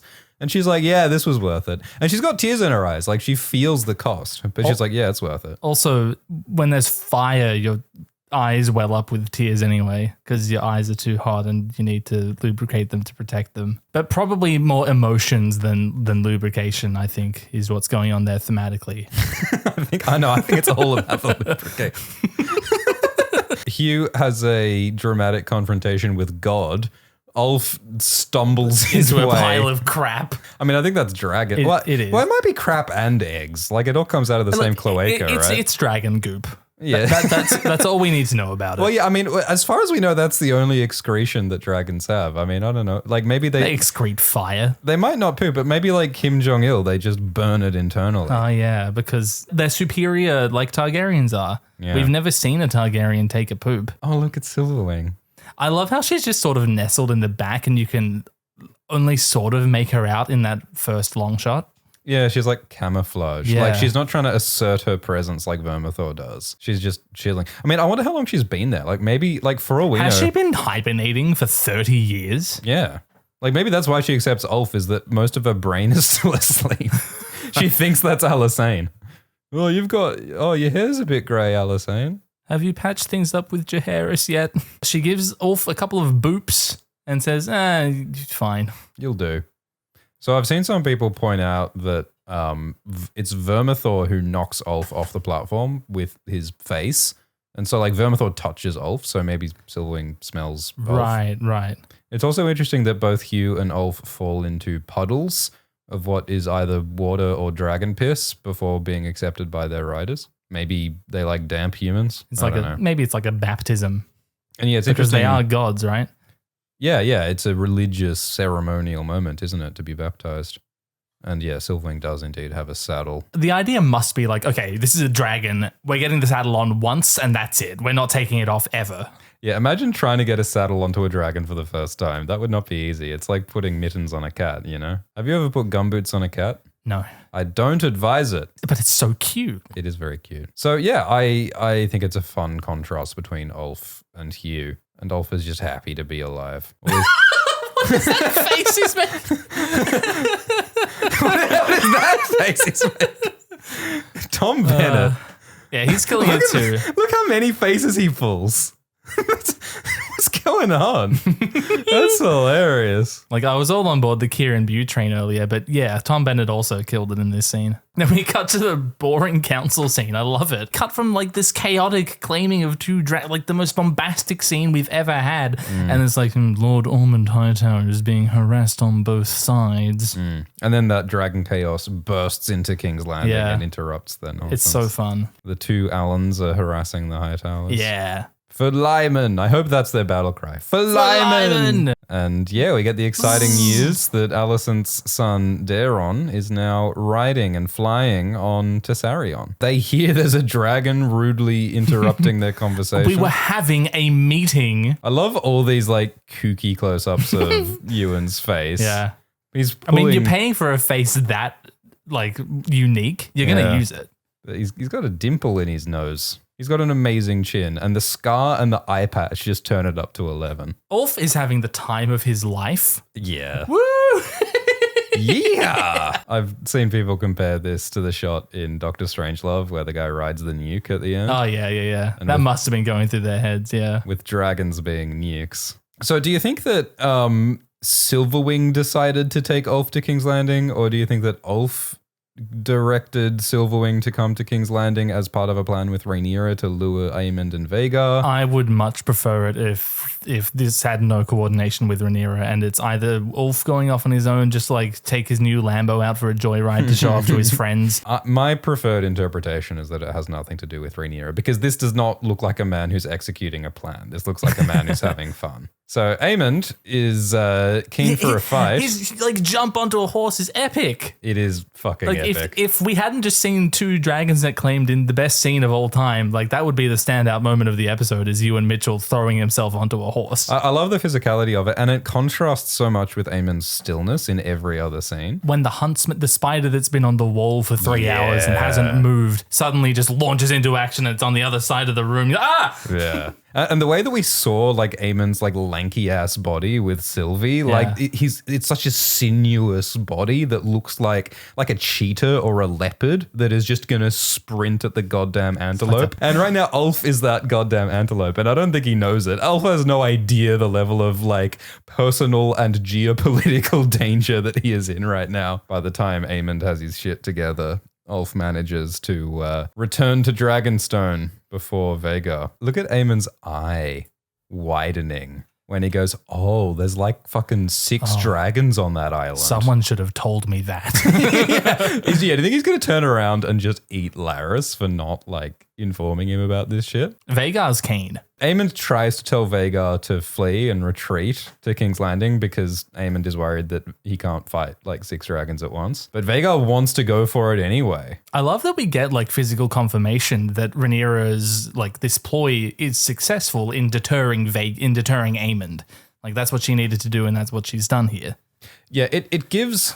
I think we really did need a concrete thing of like, yes, this is correct. Aemond can't defeat all of these dragons now. Yeah, all of the like power scaling is very unclear, I think, to most viewers most of the time. And the idea that they're showing us that Aemon's biggest dragon, is afraid of Rhaenyra and these new dragons, that's a really important message. I would have liked it if Jason Vermax and Baelor on Moondancer were flying in the background as well. I was wondering where Seasmoke was. I think Seasmoke should be on that tower on the left there. Yeah, why did they not include all the dragons? I'm sure the answer is CGI, but I mean, like, Silverwing is real blurry and out of focus in the background. Why not have Moondancer and Vermax blurry there as well? Because, like, people need to see how many dragons there are. People don't know how many dragons there are unless they look at 6 mounted dragons on Dragonstone at the moment, right now, everyone. Yeah. There are 6. Cyrax, Vermithor, Silverwing, Seasmoke, Moondancer, and Vermax. And Caraxes is over with Damon and Harrenhal. Like, I know that they don't want to info dump. I know that they don't want to do exposition, but, like, they have the map in the Green Council. That would be the perfect visual aid for Aemond to go, we have 4 dragons and they have 8 dragons. He's exactly the kind of guy who would do that. Yeah. Or Damon at Harrenhal. Someone needs to give that guy a map as well. Yeah. I've heard that my wife has done dragon maths and now we have more. And so he lays it out to the audience, some shit like that. You know what? Or the painted table in the Dragonstone. The other thing that they haven't done is that they haven't pointed to a map and said, hey, look, Dragonstone is right next to Driftmark. And they're both pretty close to King's Landing and on the Vale coast. Is over there. And the Vale is there. And Harrenhal's is there. Just across the... Like, that would take 5 seconds. You could easily fit that into a council scene on the painted table, but they never have done it. So most viewers, if you're a viewer who only watches the show and doesn't Google things, you don't have a very good... know. Yeah. And it's kind of important because, like, as we saw, you can get from King's Landing to Dragonstone in like 5 minutes. And that's important information. And that's why Game of Thrones really hit the nail on the head when they made their opening sequence a map. So I think we do need a scene or a part of a scene where a map is a strong visual component and viewers finally get, the casual viewers who aren't on YouTube listening to us for how many hours have we been going today? Not enough. Yeah. Yeah. No, I agree. I love the tapestry. And, there are children in this show. There are like children involved in the war who like might not be aware of it. Like they could be the viewer stand-in to have that explained to them. Well, Aegon is someone who is... Does Aegon know where Harrenhal is? Yeah, I would love a scene where Aegon's like, oh, well, why don't they just take a boat to Maidenpool? And then Aemond can slap his head and say, Maidenpool is inland. We're on the coast. It's here. And he points at the map. Like, wouldn't that be good? You'd have to go around Cracklaw Point, you idiot. Or maybe so a scene fun. where, like, before little Jacaerys dies, Aegon's like, see, this is where we're talking about, little kid. Oh, God, wouldn't that be heartbreaking? Yeah. Because he's, enjoying teaching his child. Your disgusting aunt is on Dragonstone, which is here. Yeah, no, you're so right. But anyway, this shot's great. And I think this is Rhaenyra. I mean, this is Daenerys at the end of season 1 when she's like, I've got the dragons. I'm the Dragon Queen. I'm the prophesied one. Because, like, what does Daenerys do after she has her climactic dragon thing at the end of season 1? She goes on a vision quest to meet the 3 wise men in the desert with the special star of Bethlehem above. She does the Jesus thing.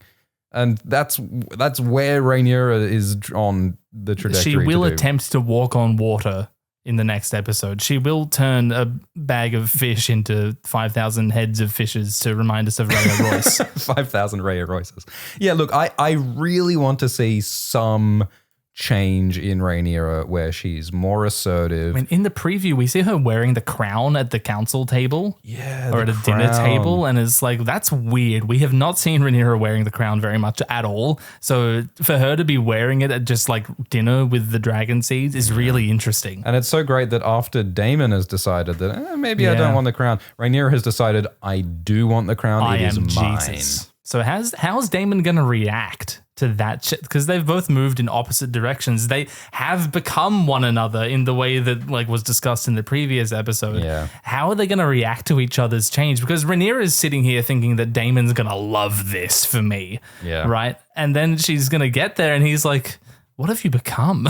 Yeah, maybe in her brain, this is almost like embracing Daemon or being Daemon. Yeah. It's like, and that might disgust him. Yeah, it would be so funny if Damon came back home and he's like, oh, this is too hardcore for me, babe. Oh. Like, you're being it's a bit aggressive for me. I can't handle it. She's like, I'm just doing what you were doing. I mean, that kind of has always been that dynamic. Like, remember on Dragonstone when he had his tantrum and Rhaenyra just faced him up and said, are you going to kill me or are you going to run away, bitch? And he runs away. And it's like, oh, Rhaenyra always was too much for Damon to handle. I mean, their first romantic interaction in episode 4 when she was too into it at that brothel and he was like, I am leaving. Yeah. I can't deal with how powerful you are. Yeah, Rhaenyra has always been the true fire compared to Damon. And yeah, I don't think he can handle her. It's going to be so interesting if they reunite and to see what happens with them. But the question is like, to what extent can she control and command the loyalty of her new dragon riders? Yeah. That's an important question. She doesn't know Ulf or Hugh. So together they are the greatest power in this world. And theoretically, they could fly to King's Landing tomorrow and win the war. But, you know, there's going to be all these ethical questions about can we do that without burning innocent people? Hey, Hugh, you just became the most powerful person that we know. Are you cool with flying to King's Landing and dying to Vaghar so that I can win this war? Me, the person you don't know who you didn't believe in until yesterday. Yeah. And also like killing the king who you had just been supplicant to at the beginning of this season. Like there's, and also like, you know, your wife Kat is still in the city as far as we know. Fuck. Like, and also all of your drinking buddies are still Clay in the city. and Mudra are there. You're going to kill them. Yeah. So it's like, oh, cause like, you know, we saw at Rook's Rest, like I think it's actually a really smart thing they did at Rook's Rest, showing us that when Meleys dies and hits the ground, she explodes and kills everyone beneath her. Yeah. Because that raises the obvious concern that if dragons fight above King's Landing or above any other city, if a dragon dies, it explodes and thousands of innocent people will die. I think this is one of the best episodes this season. I think my favorite episode is still episode 2. Oh, you and your people arguing in rooms. I love people arguing in rooms. And I mean, Rook's Rest was also good. I think this is better than Rook's Rest. Yeah, I also think it's better than Rook's Rest. So yeah, it's probably like episode 2, episode 7, episode 4 for me at this point. I will refrain from making a judgment like that until the season's done. And maybe even a couple years after the season's done. maybe I'll never do it. I'm not even going to contemplate what either of our release schedules are for the foreseeable future. For 10,000 years I have slumbered. Well, this has been a delight. It has. I enjoy doing this with you. I enjoy sharing this with all the people as well. Isn't it fun? I'm having a great time. Thank you for dragon talking with me. Thanks for joining me as my special guest this week. Thank you for joining me as my special guest. Next week, my special guest will be Alt Swift X. So that's exciting, and tune in for that one. Well, my special guest will be Glidus. So no, that's sort of boring. So this was another episode of Dragon Time. You can listen to this as a audio feed on a podcast app of your choice. You weren't looking at it anyway, were you? You were just listening anyway. Glidus has been busting his ass editing video for these 3-hour long videos, which no one should have to do that. But Glidus has been doing that. And we would love to hear an informal survey of, have you been watching and enjoying the visual component of these videos? Have you been looking at the screen, or have you been having it on a second monitor or listening on the audio while you're doing your dishes? We would love to know, how are you listening to Dragon Time? Listener survey right at the very end of the series. Yeah, thanks everyone for listening, and we'll see you next week. Can you do an impression of Vermithor's dragon sounds for me right now?